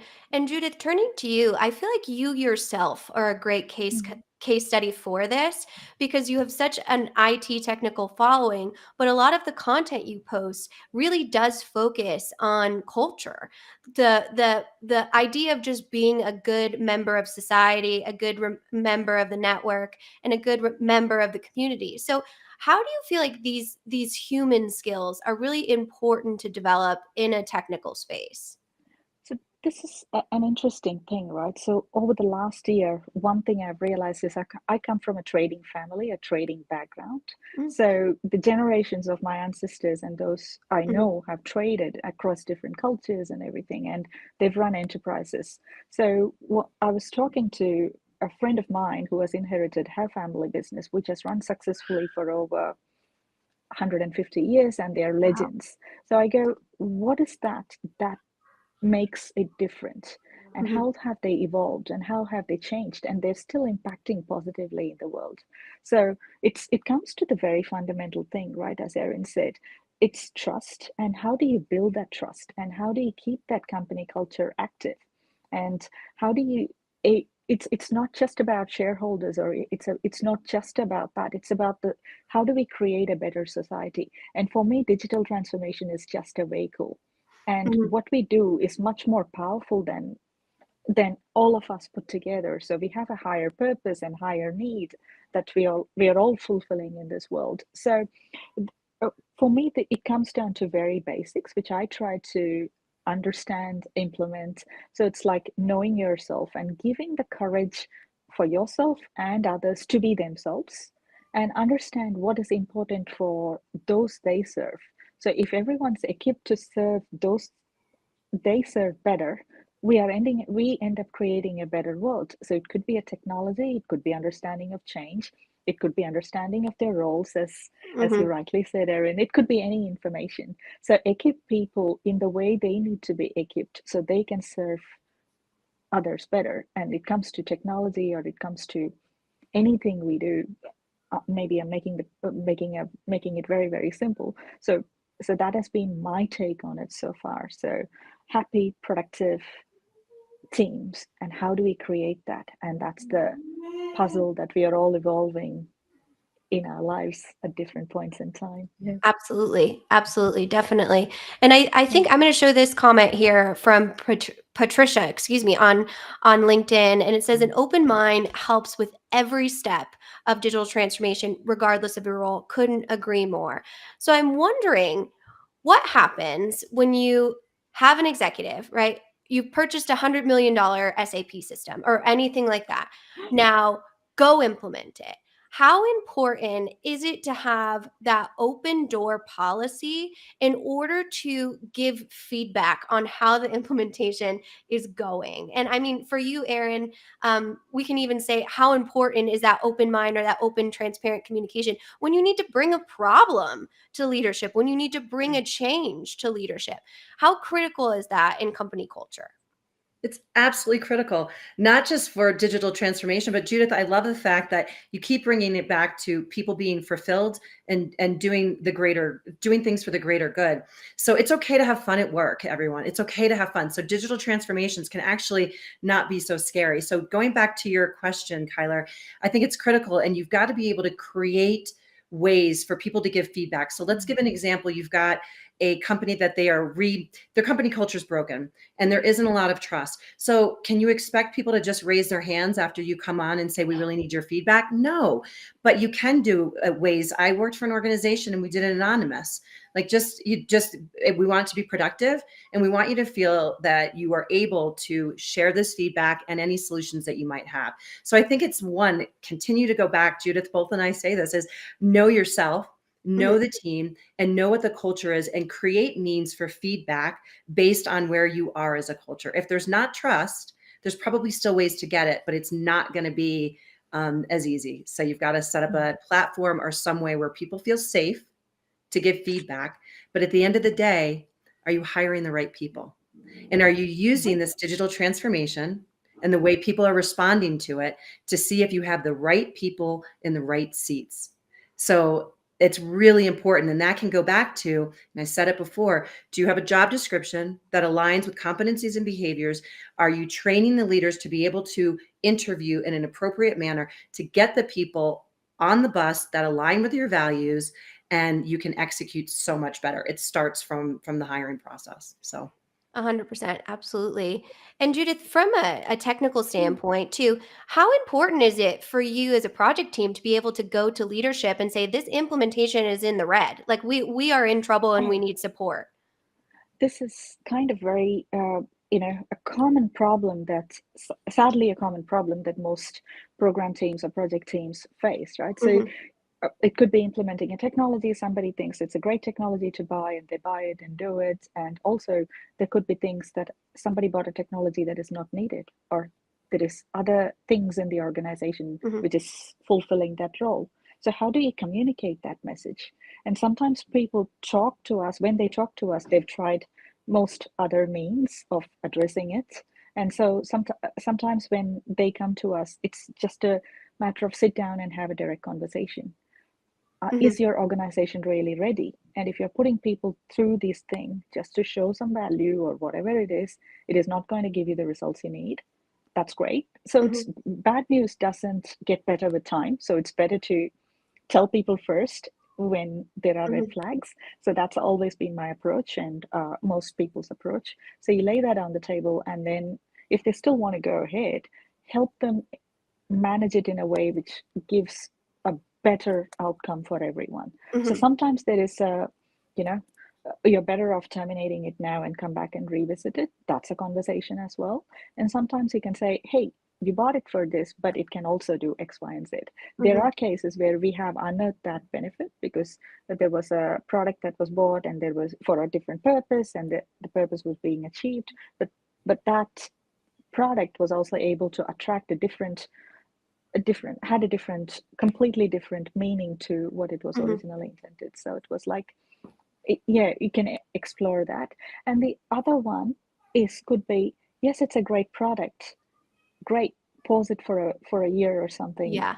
So when your organization is ready, come back and revisit it. So it's like putting my best dress away for the right occasion. So it's kind of that approach. Yeah, I love that approach. That conscious pause, right? Your conscious pause of like, what, Exactly. as a business leader that's making strategic decisions, is this the right time? Because we all know that technology is not a silver bullet. It is not going to fix a broken culture, and it is not going to fix broken processes. That is something that we need to be able to do as leaders. So we have a great question here, Erin, and I want to focus on it, on you with it. So when it comes to that change in company culture that you were kind of talking about, and that one who brings a lot of criticisms to maybe a leadership project team, all those types of things, how do you motivate an employee in that scenario that might be kind of getting dumped on, right? About all of these criticisms, this hard feedback and that type of thing. How do you motivate that employee to keep working hard and being productive for the company? Yeah, absolutely. So I think with criticism, there's two sides to it. I celebrate when you have created a culture where people feel open enough to criticize, and hopefully the expectation has been set that the criticism comes with a solution. So, but if you're the individual that continues to get the criticism because you're driving the change, it's having that awareness and being able to have the open communication and listen and not get defensive and understand it's not about you. It's a technology. It's a technology that you are tasked to implement. You didn't even create the technology. So I think first and foremost, the self-awareness, are you taking it personally?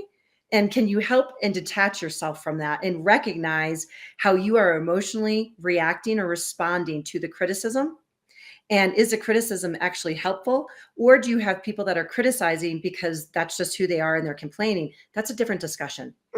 That's a coaching opportunity. Now, if people are criticizing and it comes with a solution to make it better and you're taking it personally, that's something on the leader or the individual and how they're reacting to criticism. And that's a self-awareness journey into how am I reacting? Why am I reacting this way? And what can I do about it to make sure that I am focused on the information that can hopefully create change instead of just a criticism. I was so sensitive to criticism before. And one of the things that worked for me is when I would accept criticism from others. This is my name tag. It's not me. Yeah. So it's a role that I'm doing. And it was just a really visual way for me. We've probably all at some point in our life worn a name tag. So just remember, it's not about you. It's about your name tag and your role. And just it's business. Let's move forward. 100%. Absolutely. And I know, Judith, you kind of have that authentic self approach too, because until, as a young leader myself, until I really started doing that soul searching and that work on my own self to understand how am I reacting to this and how am I creating an air of being transparent and approachable. So that's, one thing that is incredibly powerful. So ladies, Can I just add one more Oh, thing that I sure, think is really 100%. important for the individual that asks the question? It's okay to do a recalibration. So if it is within a department or an individual or individuals that are giving the criticism, it just even scheduling time with them and say, I want to recalibrate, and let's have a really healthy discussion and be vulnerable to say, I may not have been actively listening and I may have been taking this personally, and that's okay, but let's have some dialogue. Just put it on the table.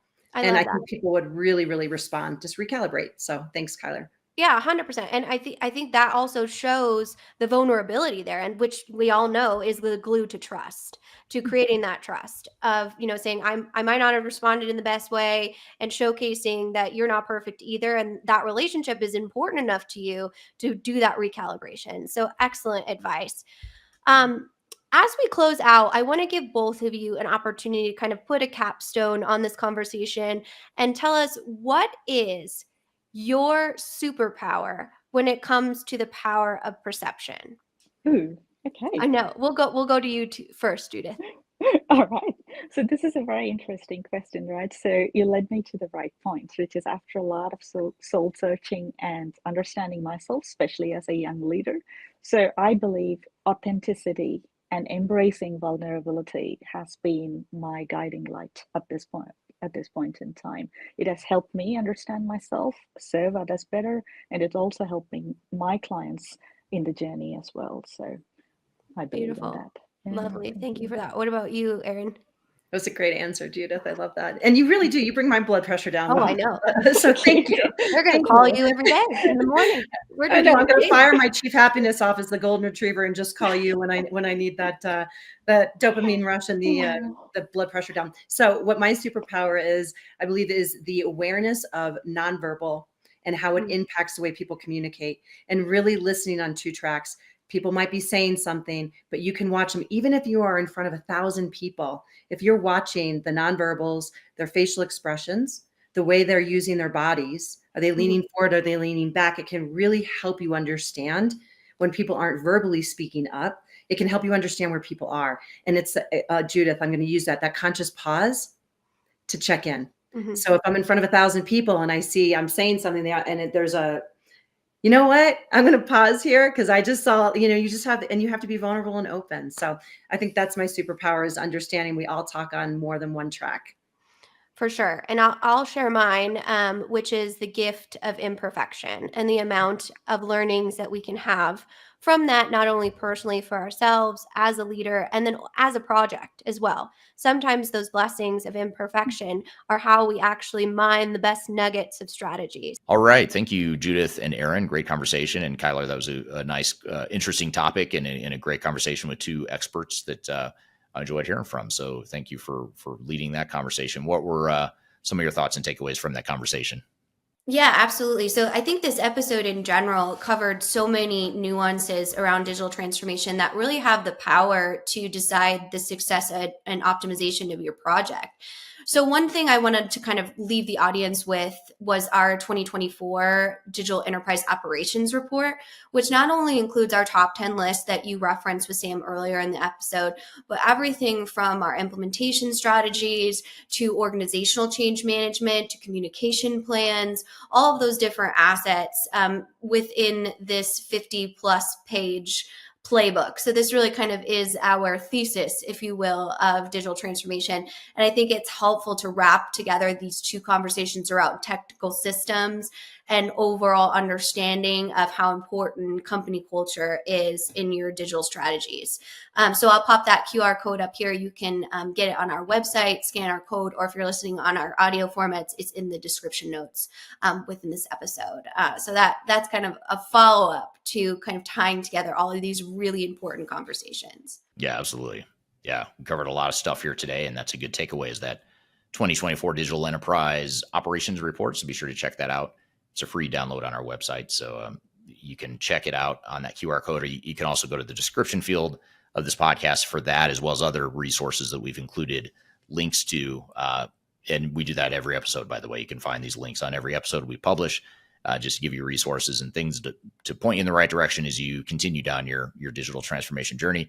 And you can always reach out to Kyler or I to chat about your transformation if you'd like to chat more. I've included my contact information below, so feel free to reach out if you want to chat about your project, even if it's informally and you want to just brainstorm ideas or bounce ideas around. Be happy to chat with you. So feel free to reach out as you continue your digital transformation.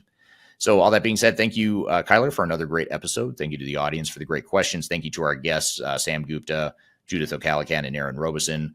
All great contributions to the episode here today. And again, you can find us again next week, same time, same place. You can go to transformationgroundcontrol.com to see all the past episodes, as well as any upcoming new episodes. Transformationgroundcontrol.com is where you can find it all. So thank you for joining here today. We look forward to seeing you next week on Transformation Ground Control. Have a great week and take care.